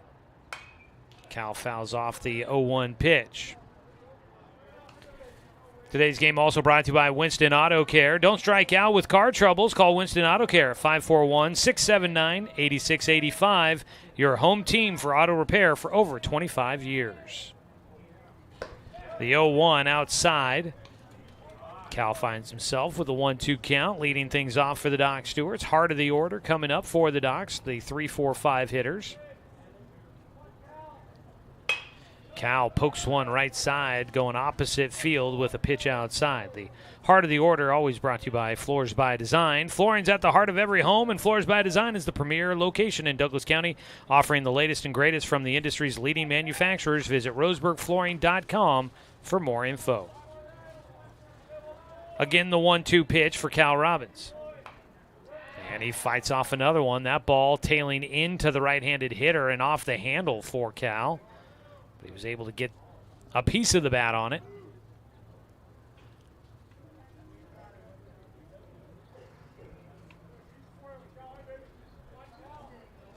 Back to action for Jaden Lucas. Toes the third base side of the rubber, works into his windup. Cal gets underneath one, launches towards center field on the run. Landon Lay, that ball into the glove as he hops off the center field fence. He tracks one down to one of the deepest parts of the park. Cal almost extra bases, taken away by Landon Lay. He had to jump and reach as far as he could reach just before he got to the warning track out there. It says 385. It plays more like about 4,000. You almost never see anybody get that deep in the ballpark. But that was a great jump by Lay. He stayed with it and then made a lunge at it. I was very surprised. I thought we were going to see the ball rattling around out there, but nothing doing. Wynn needed to carry that ball a little closer to right field, and it did not for Cal Robbins. An appeal on a check swing for Daniel Withers. He is safe, did not go around. 1-0 count to Withers, who's 0 for 2 in the ball game. Lucas misses low, 2-0 for Daniel. Doc Stewart's just 3 hits in this ball game. Withers takes high, 3-0 count. Had 2 in the third when they would manage to scratch together 1 run, and then they had a base hit in the fourth, and that's the last time they had a base hit against Jaden Lucas, who fires in a 3-0 strike.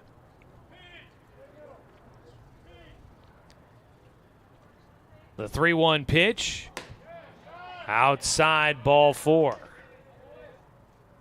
A 1-out walk issued to Daniel Withers. Man on at first is Taj Flora, gets ready to bat. Flora has been playing well defensively out in right field. And you were talking about it earlier. It's always nice to see a guy that's been playing well in the field get a chance to bat. You hope that he can carry that momentum over. And Flora with an opportunity here. Takes low and inside, a 1-0 count. Yeah, you just feel good, you know. You made some plays. You feel like you're in it. And then you might have saved a couple runs out there. Chance to knock in something, get it going. A 1-0 pitch, fought off, back to the backstop. Docs might hope in about 4 days' time that they get an opportunity to face off against this Challengers team again, but that would be up at the Papa's Pizza tournament. Breaking ball inside to Flora, 2-1 count. He struck out looking back in the fourth on a ball kind of similar, just a little bit up from where it just landed in. A breaking ball that came inside at him. But the Docs and the Challengers on opposite sides, opposite pools in that Papa's Pizza tournament. Another ball hit well towards the outfield. Landon Lay towards the left center field alley will track that ball down. And his throw goes all the way back to second as retreating back to the bag, Daniel Withers at first. 2 away. Doc's putting the ball in the air. Can't get him to fall in. Number 13, Dane St. Clair. You got to credit Landon Lay a little bit for that. He has patrolled pretty well out in center field so far today. Yeah, and Jaden Lucas has just stayed nice and steady. Hasn't gotten rattled. Just keeps putting it over the plate. And he's getting the desired result.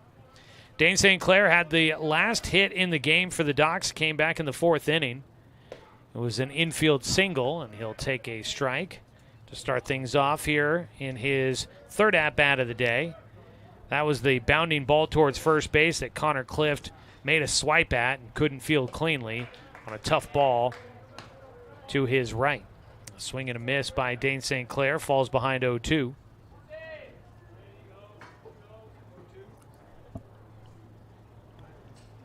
The lefty on the mound versus the lefty at the plate. The 0-2 pitch, softly lined left side, and that's a difficult spot. And it'll drop in for a base hit. Dane St. Clair flares one opposite field. It drops in for a base knock. Little Texas leaguer there, and as a defender, man, those are the most frustrating plays. The next batter, number 17. It's right there, and you just can't get to it. I think that was a great effort there by Dane St. Clair. He got fooled really badly on that second swing and a miss. And I was thinking, well, he's done. He's going to take strike three something anyway. He just fought that off. He got that slider in on the hands. It would have broken a wooden bat. That brings up Jake Johnson with 2 on and 2 out. He'll take outside for ball 1. Jake trying to see if he can get the Docs a little bit of positivity here in the 6th inning. They trail by 4. They need a 2-out rally to try and see if they can cut into the deficit.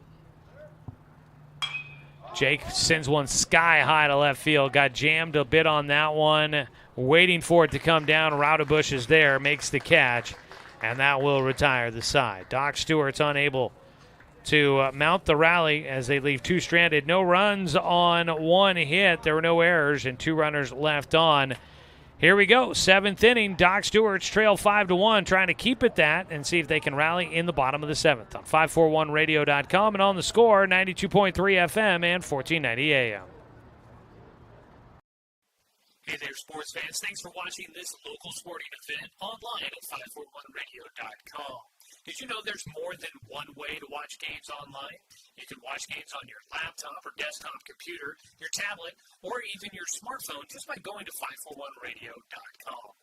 But we also use YouTube to stream all of our video broadcasts, which means you could be watching this game on your big screen TV with a number of different streaming devices. You can stream our live YouTube broadcast through your PlayStation or Xbox gaming device, or through streaming devices like Google Chromecast, Apple TV, or Roku. There's plenty of ways to follow this live local sporting event. Plus, you can find past events archived on 1490 The Score's YouTube channel. Find us on YouTube and subscribe today to keep up with the latest in local sports coverage.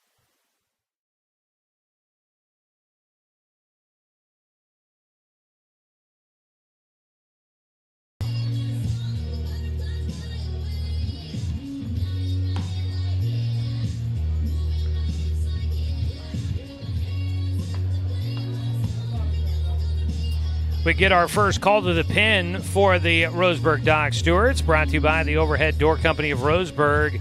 They provide new garage doors or full service repairs on your current ones. Get in touch with them. Visit overheaddoor.com. So Ty Hellenthal is done for the day, and taking over will be Ryan Shaver, his teammate from Umpqua Valley Christian. Take a look at Hellenthal's numbers here in a moment, but for Shaver, taking a look-see. Yeah, I had a feeling this is his debut here on the mound. He has not pitched at all this summer. So he will take over for Hellenthal and face the 2-3-4 hitters in the 7th inning, trying to keep this a 4-run deficit. Shaver, the youngster from Umpqua Valley Christian, first pitch. Popped up and out of play for strike 1 by Kyle Miller.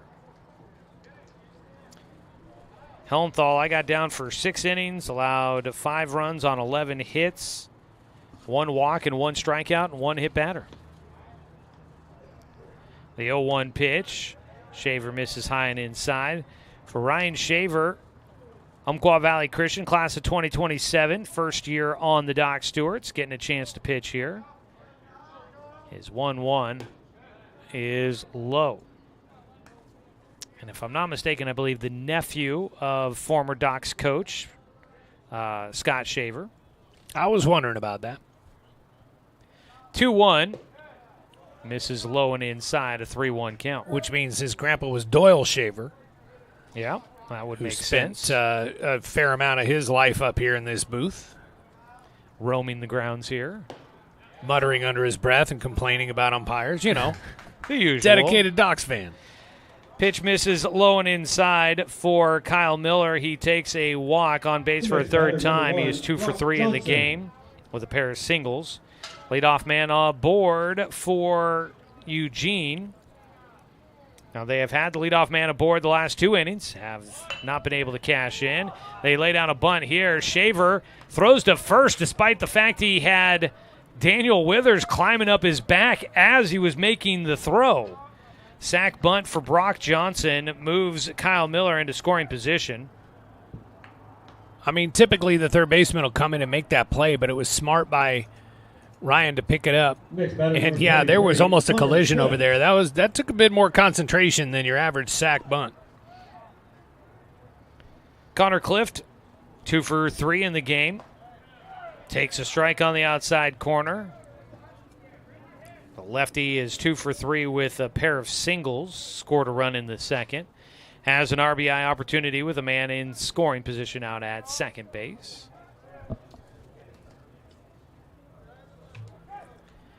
The 0-1 pitch for Shaver.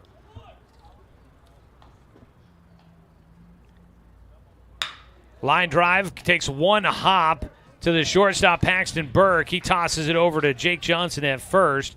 That one got on quick. Up to third base will go Kyle Miller, moving up 90 feet, but now 2 outs as the defense behind Ryan Shaver backing him up and needing just one more. Yeah, that was a nice hard hit. One hopper to short, and a tempting thought had to have gone through Paxton's head to go to third, but he made the right move there. First pitch swinging away for Eli Chris, launches one high in the air to left field, and that is caught, and that will do it. Got a new right fielder out there. That's not Fletcher Coleman. That is Tegan Sprague out in right field, or excuse me, left field, and he makes the catch for the final out here in the top of the 7th. No runs, no hits, no errors, and one man left on base for Eugene. Nice relief appearance by Ryan Shaver. We go to the bottom of the 7th. Docs need 4 to tie it and 5 to walk off as we finish out Game 2 of our doubleheader on 541radio.com and on the Score, 92.3 FM and 1490 AM.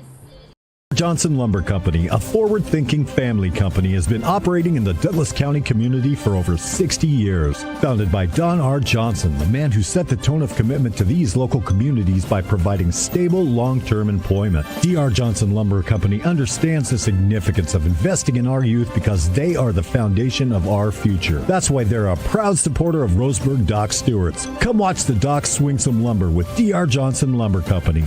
Go Docs! Brook Communications radio stations have joined forces with the News Review and Lotus Web Services, announcing the Lotus Media Group, a multimedia enterprise. Web, broadcast, print. Make it happen with LotusMediaGroupLLC.com. Financial security allows you the freedom to take stock of what's important and build lasting bonds. We share your goals. Trust Palm Wealth Management to consolidate your investments and generate income for those who need you most. Call Palm Wealth Management today.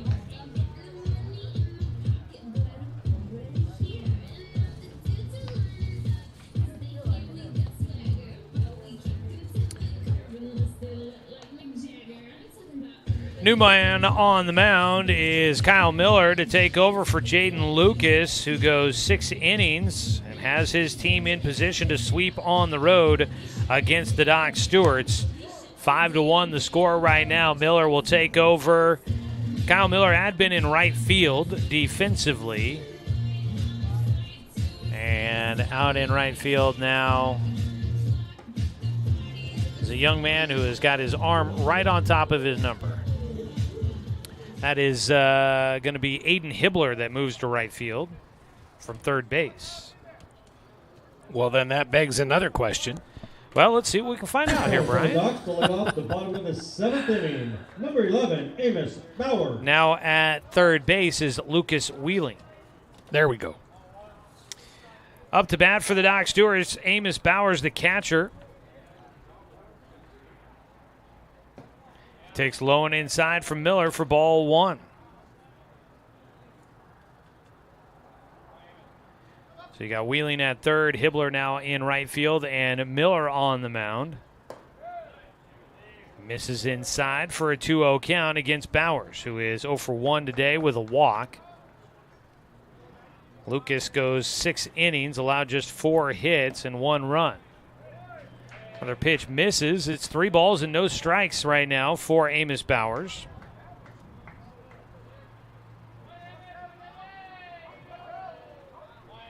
Kyle Miller, a 3-0 pitch, does catch the strike zone. And the count, 3 balls and a strike for Bowers. He takes low for ball 4 and a leadoff man on for the Doc Stewarts. So the bullpen comes out and Kyle Miller immediately puts the first man on. Well, now the Docs need to do something with this. They've gotten a leadoff man aboard a few times today, but just have not scored that runner. And just move that guy along. Let's get some bingo going here. First pitch, a strike against now the 9-hitter. This will be a new man at the plate. This is Tegan Sprague, who took over in left field for Fletcher Coleman. Pickoff throw, and just by his fingertips, Bowers gets back in. It looked like he was stuck in the mud about 6 inches short, but he had the outstretched arm to get there just in time. That pitch inside by a wide margin, and Tegan Sprague unable to get out of the way.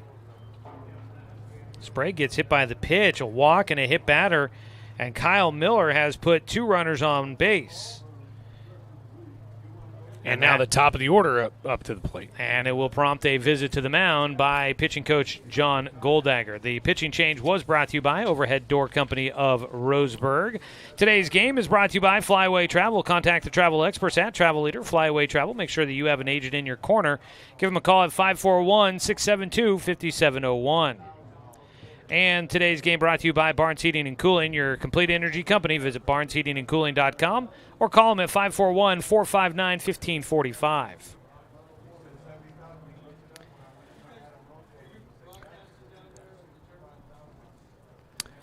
I had a feeling that conversation might have been something like, okay, come on, man, let's not mess around here, kind of a thing, kind of a loosen them up sort of a move, you know.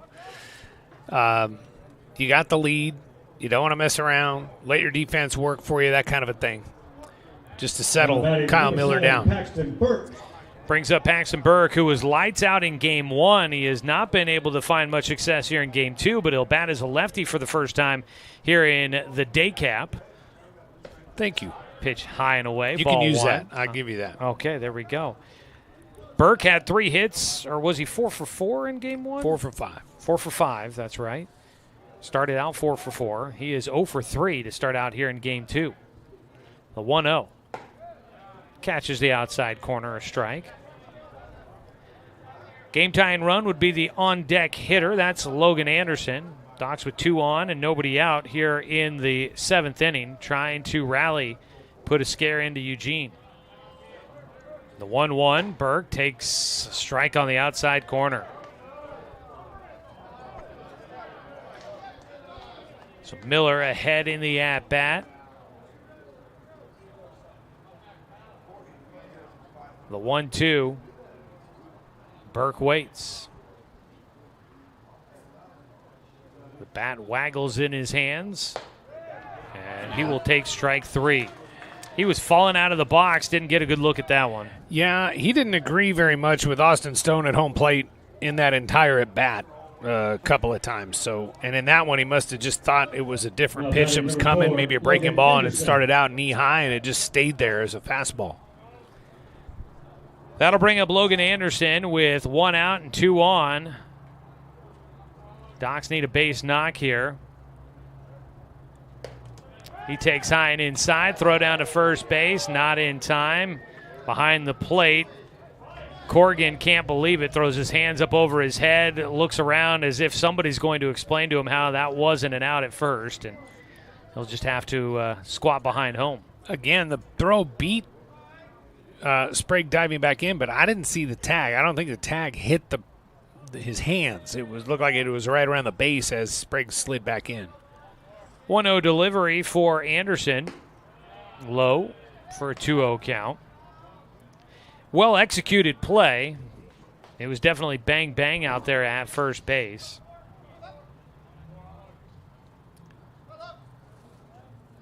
Two-0 delivery. That's low for a 3-0 count here to Logan Anderson. Cal Robbins on deck. He is your blind man on deck hitter at the moment. Check out blindmanroseburg.com for more details for blinds for your home or patio shades as well when you're out on your deck. 3-0 pitch to Anderson. Bounces in, and everybody's moving up 90 feet. 4-pitch walk. I was going to say in the first game that I was happy that Docs brought the tying run to the plate despite all the things that had happened. But, that sounds like a moral victory kind of a move, so I didn't want to say it. But I'm really happy they're bringing the tying run to the plate here in this game to try to get something going right here at the end. Giving themselves a chance, and if there's one guy on the roster that could make this game a whole lot more interesting with one swing of the bat, it is Cal Robbins, although he is 0 for 2 in this game. Last one was a deep fly ball out to center field that was tracked down by Landon Lay. That was back in the 6th inning. He takes for ball 1. Like to see Cal Robbins take after another Cal catcher. Cal Raleigh, how about that right now? I could see that. The 1-0. High. 2-0 count. Nowhere to put a runner. So Kyle Miller might be compelled to fire one in over the plate. Cal can be selective with a 2-0 advantage in the at-bat, but he should be looking for something to drive here. The 2-0 pitch. Maybe wasn't his pitch. Takes on the outside corner. Tough one to get a solid swing on. He'll wait to see if he gets another one here. Bases loaded with 1 out. The 2-1 pitch from Kyle Miller. And again, another strike on the outside corner. Yeah, same spot as the last strike that Cal didn't really like. And now the count is even. Pretty good rally right here from Kyle Miller. Robbins digs back in, waiting on the 2-2 pitch. He slaps it right side. They went there to the well one too many times. Cal rockets it into right field. 1 run will score. They will not try to force the issue. Sprague holds at third. Justin Bennett makes the call at third base. And a 1-out single to right field scores 1. The Doc Stewarts get an RBI. They cash in thanks to Cal Robbins. And that RBI brought to you by Umpqua Bank. You can cash in with Umpqua Bank, member FDIC. Stop by one of their 6 branches in Douglas County, Roseburg, Sutherland, Myrtle Creek, and Canyonville, all of their locations. Yeah, Joey, you're absolutely right. Back to that outside corner, and Cal knew what to do with it. Now Daniel Withers, 0 for 2. With a walk his last time up, takes strike 1. There was a big groan from the seats when they held the runner at third base in Tegan Sprague. He had a good head of steam, and he was coming on home. But instead, the bases are still loaded. Pitch bounces outside, a 1-1 count. And I know what that's like. It's like, this is our moment. You got to score. The Docs need 3 more runs. Yeah. So out right now would ruin whatever rally the Docs have going. 1-1 pitch to Withers, plus they got some of their best hitters coming up, and Withers lets a good one go by. Strike 2, a 1-2 count.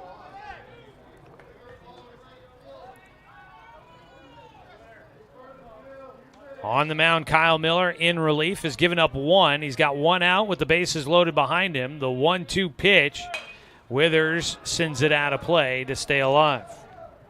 We talked about Ryan Shaver's grandpa being fairly famous.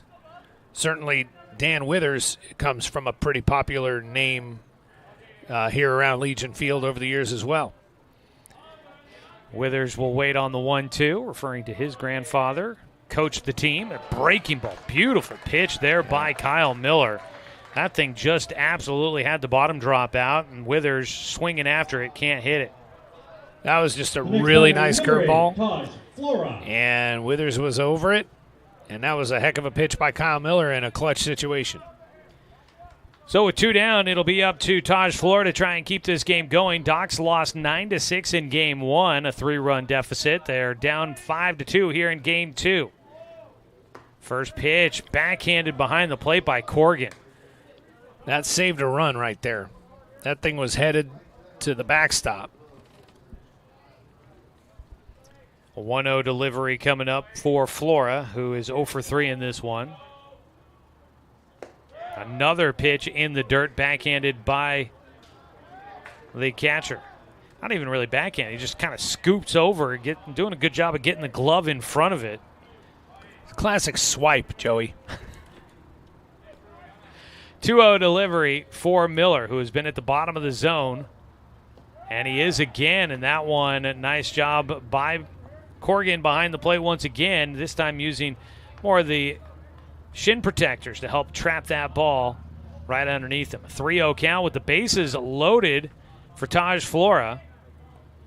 And that's ball 4. A run will come in. Bases loaded walk for Taj Flora. And the Docs now have the game-tying run at second base. And I'm not sure if this is I believe this is our second visit to the mound here in the 7th inning for John Goldagger. And that is going to be it for Kyle Miller. He'll hand over the baseball after issuing his third walk here in the 7th inning. He's also hit a batter.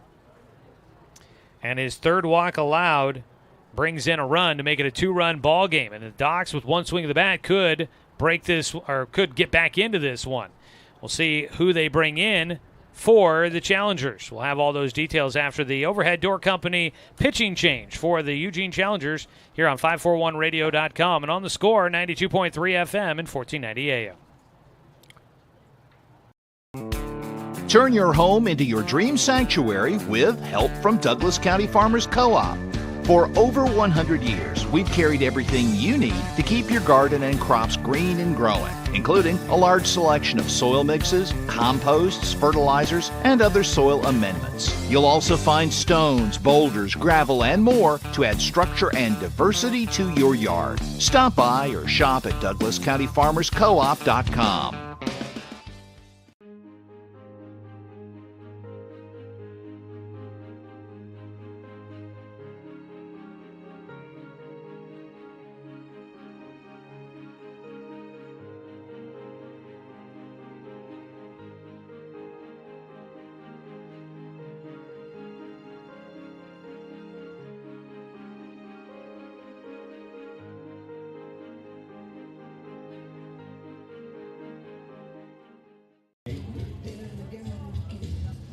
Saturday, Sunday. So a lot of baseball for the Docs. 2-run ball game, bases loaded, 2 down here in the bottom of the 7th. Docs down to their final out, but they've got an opportunity, and they will face off against Brock Johnson, who moves to the mound from shortstop to take over for Kyle Miller, who gets 2 outs but can't get the third and walked in a run. So they pull the plug on that. Johnson goes to the mound. Grady Saunders comes into the game and takes over at short. Dane St. Clair, the first man up against the new pitcher, takes outside, ball 1. Brock Johnson finished with 80 strikeouts during the spring season. Fires one over the plate for a strike, 1-1 to St. Clair. Man, a base hit right here would light this place up. Out at second base is Cal Robbins representing the game-tying run. At third, Logan Anderson. That ball launched into the air out towards right field. That could be trouble. Going to the wall at the fence. That ball is gone! A home run! A walk-off grand slam! Dane St. Clair will finish this one. Oh, my goodness! Oh, a party at the plate! A walk-off grand slam over the right field fence, and Dane St. Clair has won it for the Doc Stewarts in the bottom of the 7th. Your final score will be 7-5. I've never seen anything like it, Brian. I haven't seen a single thing like that in my years calling one here. A grand slam to finish the ball game. Thank God for that win to right field. Holy wow. What a finish here at Champion Car Wash Field. We were talking about one swing of the bat, and there it was. Dane St. Clair, a grand slam to finish this one, and the Doc Stewarts will walk off with a 7-5 victory, and they split the 4-game series against the Eugene Challengers. That ball to right field off the bat, just going towards the corner, looked like trouble for the right fielder, Hibbler, and oh my goodness, it just kept going. As we've said multiple times today, the ball just kept carrying, and Dane St. Clair with a wild one. 2 outs. Oh, man. Bottom of the 7th. Down by 2. Win it by 2. That with is, the win. That is. Wow. Yeah, I didn't think he hit it that hard, but it was so high, like one of your tee shots. It just kept carrying. And also, Aiden Hibbler in right field, playing straight away right. He had a long, long run because that ball it wasn't really hooking toward the corner, but I mean, it was in the last 20 feet staying fair. So he had a long way to go. So even if he had gotten to it, it wasn't going to be much fun for him. No, and I expected that ball was getting down. I had a good feeling we had a couple of runs coming in, and then the ball just disappeared and never came down. Oh, my goodness. Down the line, 320 to that corner. Dustin chiming in on the YouTube chat. Yeah, your boy came up big. It's Dane St. Clair with the walk-off grand slam in the bottom of the 7th, and that'll split things for the Doc Stewarts. They left the door open, and the Doc Stewarts blast right on through. We'll take a break and catch our breath here. What a finish. The Docs just, it was just a game where it wasn't quite there, and finally it came through. What a day here at the ballpark. A couple of great ball games, to say the least, and it's great to see that the Doc Stewarts are able to get a split and split the 4-game series against the Challengers. We'll come back after a 3-minute timeout here on 541radio.com and on the Score, 92.3 FM and 1490 AM. Of years before county boundaries were drawn, the Cow Creek Umpqua tribe lived on Southern Oregon lands. The Cow Creek were known then for their sense of community. They still are. Today, the success of their world-class casino resort and other Cow Creek businesses benefit our communities. The Cow Creek Foundation has given over $20 million to Southern Oregon charities. The Cow Creek Umpqua tribe, a Southern Oregon tribe and a giving people. When it comes to finances, it can be hard to know what's in your best interest. Experience the strength of advice at Palm Wealth Management. From education and estate planning to retirement and the unexpected, we can help. Call Palm Wealth Management today. Find everything you need to enjoy the outdoors, at home or on the road, at Douglas County Farmers Co-op. Our garden center has what you need to create an oasis at home, from patio furniture to plants and everything in between. And whether you're barbecuing at home or tailgating at the game, we stock the best products from Yeti, Traeger, and Weber. Stop by or shop online at DouglasCountyFarmersCoop.com. My wife and I moved to Oregon to raise a family, set our roots, and to have a lot of fun outdoors. We quickly realized that we needed a truck or a rig for the projects that we were doing in the backyard. When we were looking to find a place to finance our truck, we asked our patients, and everyone recommended Cascade Community Credit Union. It was so easy to work with Cascade. Everything was done via email, phone, and we didn't even need to go in. I can't wait to finish up the projects in the backyard, go on more adventures in our truck with our boys, and I look forward to working with Cascade again in the future.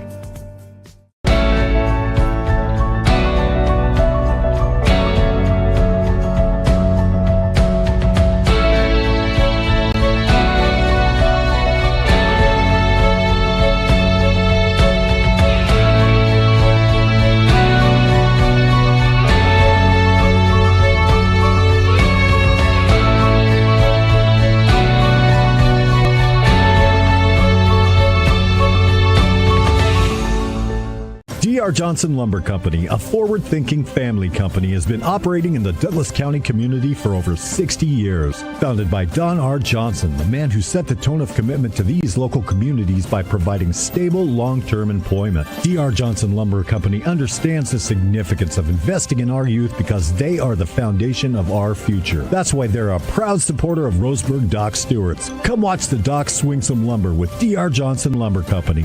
Go Docs!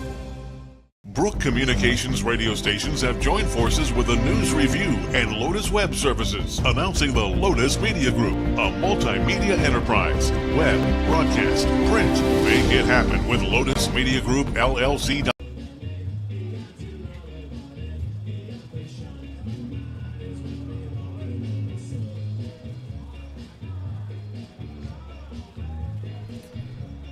Whew.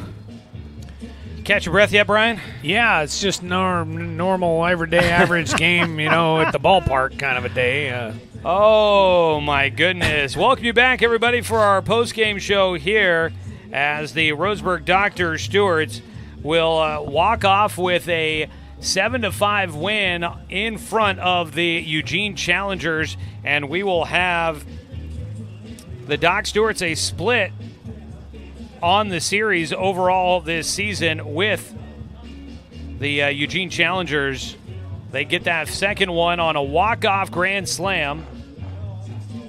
Walk-off grand slam for Dane St. Clair that goes over the right field fence. The lefty pulls it down the line. There he is right there. And Brian's going to go try to grab him, see if he can maybe get some final words on the radio here. It'll save me from having to go down and track him down later. So Dane St. Clair with that walk-off.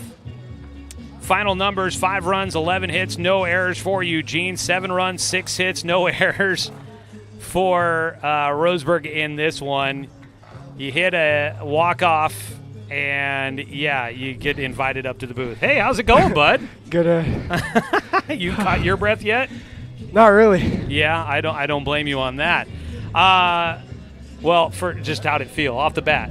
Oh, man, off the bat, I thought it was a ground rule double. Okay. And then it just kept on carrying, and I was like, oh, wait, it's got a chance. I was the same way. I thought the same thing. First, I thought it was off the wall or into the corner. I mean, off the bat, obviously, it looks like it's got a chance to score 2 and keep this game going. But as it keeps going, did the kind of excitement escalate as you keep going then? Oh, my God. Yeah, I just, kind of blacked out when I seen it go over the fence. I was like, man, this is crazy. I couldn't really believe it, but. When was the last time you hit a home run? Did you get one in the high school season with Roseburg? I did, can't recall. At South Eugene. Okay, there we go. That one. Have you ever hit one here? Nope. Yeah. Right field, you happy the wind's blowing out a little bit? Yeah. That doesn't hurt. Yeah. That is for sure. It's great to see you guys get your second walk-off win in as many days, getting one against Medford yesterday. Excitement there. How do you guys kind of try to build off of this excitement? We've seen this team has been able to do it at times, but just kind of trying to put it together every game. How do you guys kind of continue to try and build off of this momentum? Oh, man, no one was down in the dugout when we came in, down by 4. Mm-hmm. We just all came together, and Coach told us, keep your heads up, and we kept on grinding, and that's what happened. Yeah. I mean, it was a game where you guys kind of spitting and stuttering the whole way through. You just couldn't quite get that hit you needed to break through. But, I mean, just never lost the faith in that one for you guys. Never did. Never did. Game 1 was also a tight one. And so just how, be able to split against the team that is the defending league champions, again, a team that's in front of you in the standings in the league season, it has to feel good to be able to get one there, at least one out of the 2, and then split the overall series against Eugene. Man, feels great. Yeah, definitely is. You guys are going to be going up to their yard here soon as well for that Papa's Pizza tournament. And so as you guys gear up for that one, I mean, it's got to feel good. Oh, man. It's been a grind, but yes. Games like this, moments like this really help carry you through, right? Yes, very correct. We're ready, though. We're ready for this tournament. Joey, can you hear me on this mic okay? I can hear you on that microphone, Brian Prout. Talk about – I just didn't know how loud it was. Talk about the job Jake Johnson did on the hill in Game 1 and Ty sticking it. I mean, you guys, those are your frontline guys, right? And they kind of took some shots across the bow, but they stayed in it. Would you talk about the starting pitching today and how tough let's start with Jake Johnson. Yeah, that kid's been a stud all his career. So he was just stayed in there, pitched his heart out. Obviously, he didn't have the best today, but he still stuck in there, and we definitely had a chance in the first game. Mm-hmm. Going on to Ty, man, I played baseball with him for a long time, and he just never stops. He's a grinder. Mm-hmm. So that was really nice. He just kept it in there, gave up that one bad inning, but zeros across the board for the rest of the time. So stuck with it. So that was good. And both those guys kept you in those games Correct. to give you an opportunity to try and win it. And Game 1 didn't quite work out, but Game 2 it does. Dane St. Clair hits a walk-off grand slam to win it 7-5 for Roseburg against Eugene. And, this is the start of July, so this is where it starts picking up. I mean, you feel like this is a statement moment that can help flip the switch for you guys? Definitely. Yeah. Definitely. That definitely feels good for all of us. Gotcha. Well, hey, man, congratulations. It was a lot of fun up here. Thanks for stopping by and joining us. Thank you, Joe. All right, that's Dane St. Clair joining us here in the post-game show. Great to have him come up and join us in the booth to talk about that one. What a finish here. Let's run through a couple of things here real quick to wrap things up for you. Again, your D.R. Johnson scoreboard update. D.R. Johnson, a progressive family-owned company, proudly supporting our local youth. Come on out, watch the Doc swing some lumber. Dane St. Clair did exactly that. D.R. Johnson making lumber since 1951. It was 5 in the second by Eugene. They led 5-0. Ty Hellenthal got a little roughed up there, but he put up zeros the rest of the way. 1 run in the bottom of the third for the Docs to get 1 on the board, and then they score 6 in the seventh. It was a RBI single by Cal Robbins, then a bases-loaded walk by Taj Flora, and then the grand slam by Dane St. Clair to cap it all off for the victory. Getting the win is going to be Ryan Shaver. As he came in, pitched the 7th inning, he faced 4 batters, a walk to lead off the inning, a sac bunt, then he got a ground out and a fly out, and he got through the 7th inning and kept the Docs within 4. And then taking the loss is going to be Kyle Miller, who started out the 7th inning looking to close it out. Walk, hit batter, got a strikeout, walk, single, and a run came in, got a strikeout for the second out, but then issued a walk with the bases loaded, and that got him pulled. But the 5 of the 6 runs that come in the 7th inning go to Kyle Miller's total, so he ends up taking the losses. He is credited with the go-ahead run that comes in for the Doc Stewarts on the grand slam by Dane St. Clair. So Shaver gets the win. Miller takes the loss for the Doc Stewarts. 6 hits in this one. Dane St. Clair ended up with 3 hits in the game as well. He goes 3 for 4 with a pair of singles and the 4-run homer over the right field fence.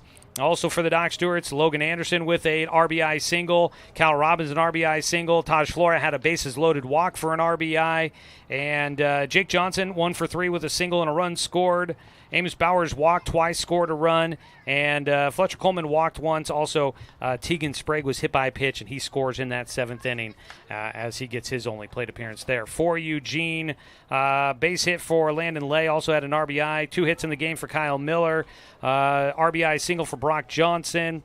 2 hits in the game for Connor Clift, and a run scored. A single in the game for Eli Christ. Jalen Riddle goes 1 for 2 with a single on a bunt.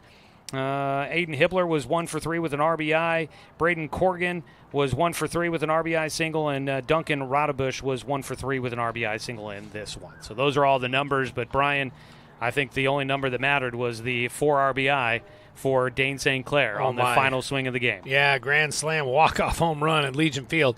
I don't remember ever seeing one. No. I've called a few games, and I've seen home runs. I've seen big home runs. I've seen important home runs. But I haven't seen a grand slam walk-off at Legion Field on a Tuesday afternoon, I guarantee, and maybe even any day of the week. What I love about that 7th inning is that it was so ugly. It was so ugly. There was nothing that was built was like, okay, here it comes. We're destroying the starting pitcher. I mean, It was walk, hit batter, a single. It was so quiet. It was such a small thing. But what the good thing is, I think Coach Sestair and the coaching staff should be able to make a ton of hay out of this because, hey, guys, it was ugly. It didn't look good. We didn't have much going on. And all you guys did the entire time was turn it over to the next guy, turn it over to the next guy, get on base, find a way until something good can happen. And we also talked about it mostly in the first game. All these little dinks and dunks and little things and balls off of the mitt and little tiny things. And nobody was really hitting the ball hard in key moments. And that could be really frustrating. Well, the time where the Docs needed one ball to get hit as hard as you can hit it came at the key moment.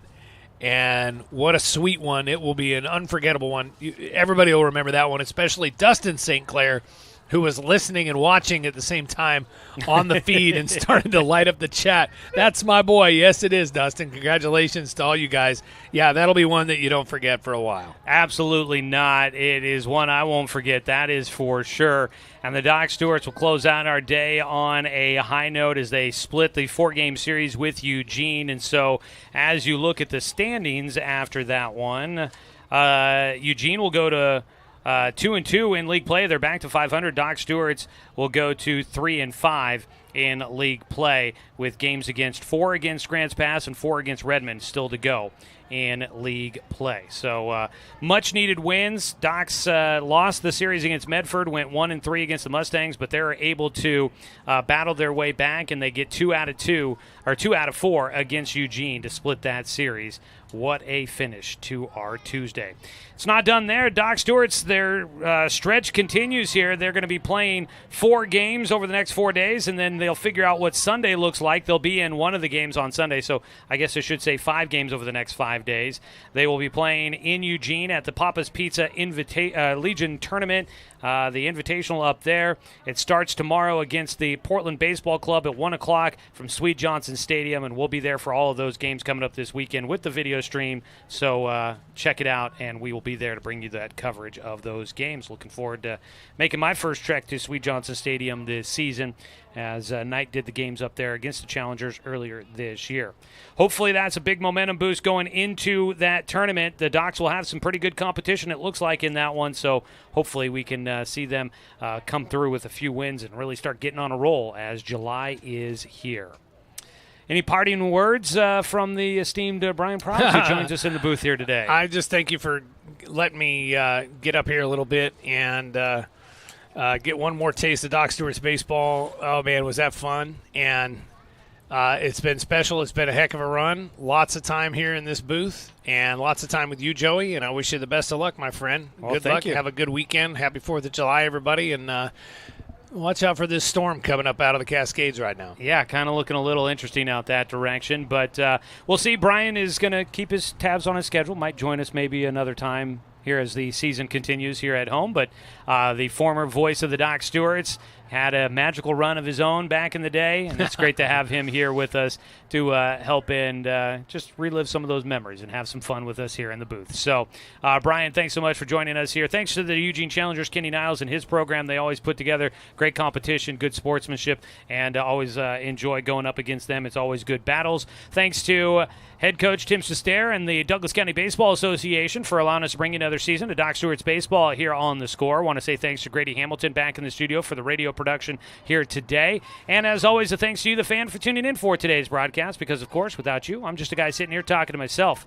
I'm Joey Kieran. Boy, what a day we were treated to here today, but it's not done. We got more Doc Stewart's Baseball coming up tomorrow. So make sure you join us for pregame at 12:45 as we bring you Doc Stewart's Baseball against the Portland Baseball Club from the Papa's Pizza Tournament in Eugene. We'll have coverage again starting at 12:45. You can always tune in and watch Doc Stewart's Baseball streaming online at 541radio.com and on our 1490 The Score YouTube channel. It's presented by the Cow Creek Tribe, and you can always tune in for Doc Stewart's Baseball right here on Douglas County's home for sports, The Score, 92.3 FM and 1490 AM. Holy smokes.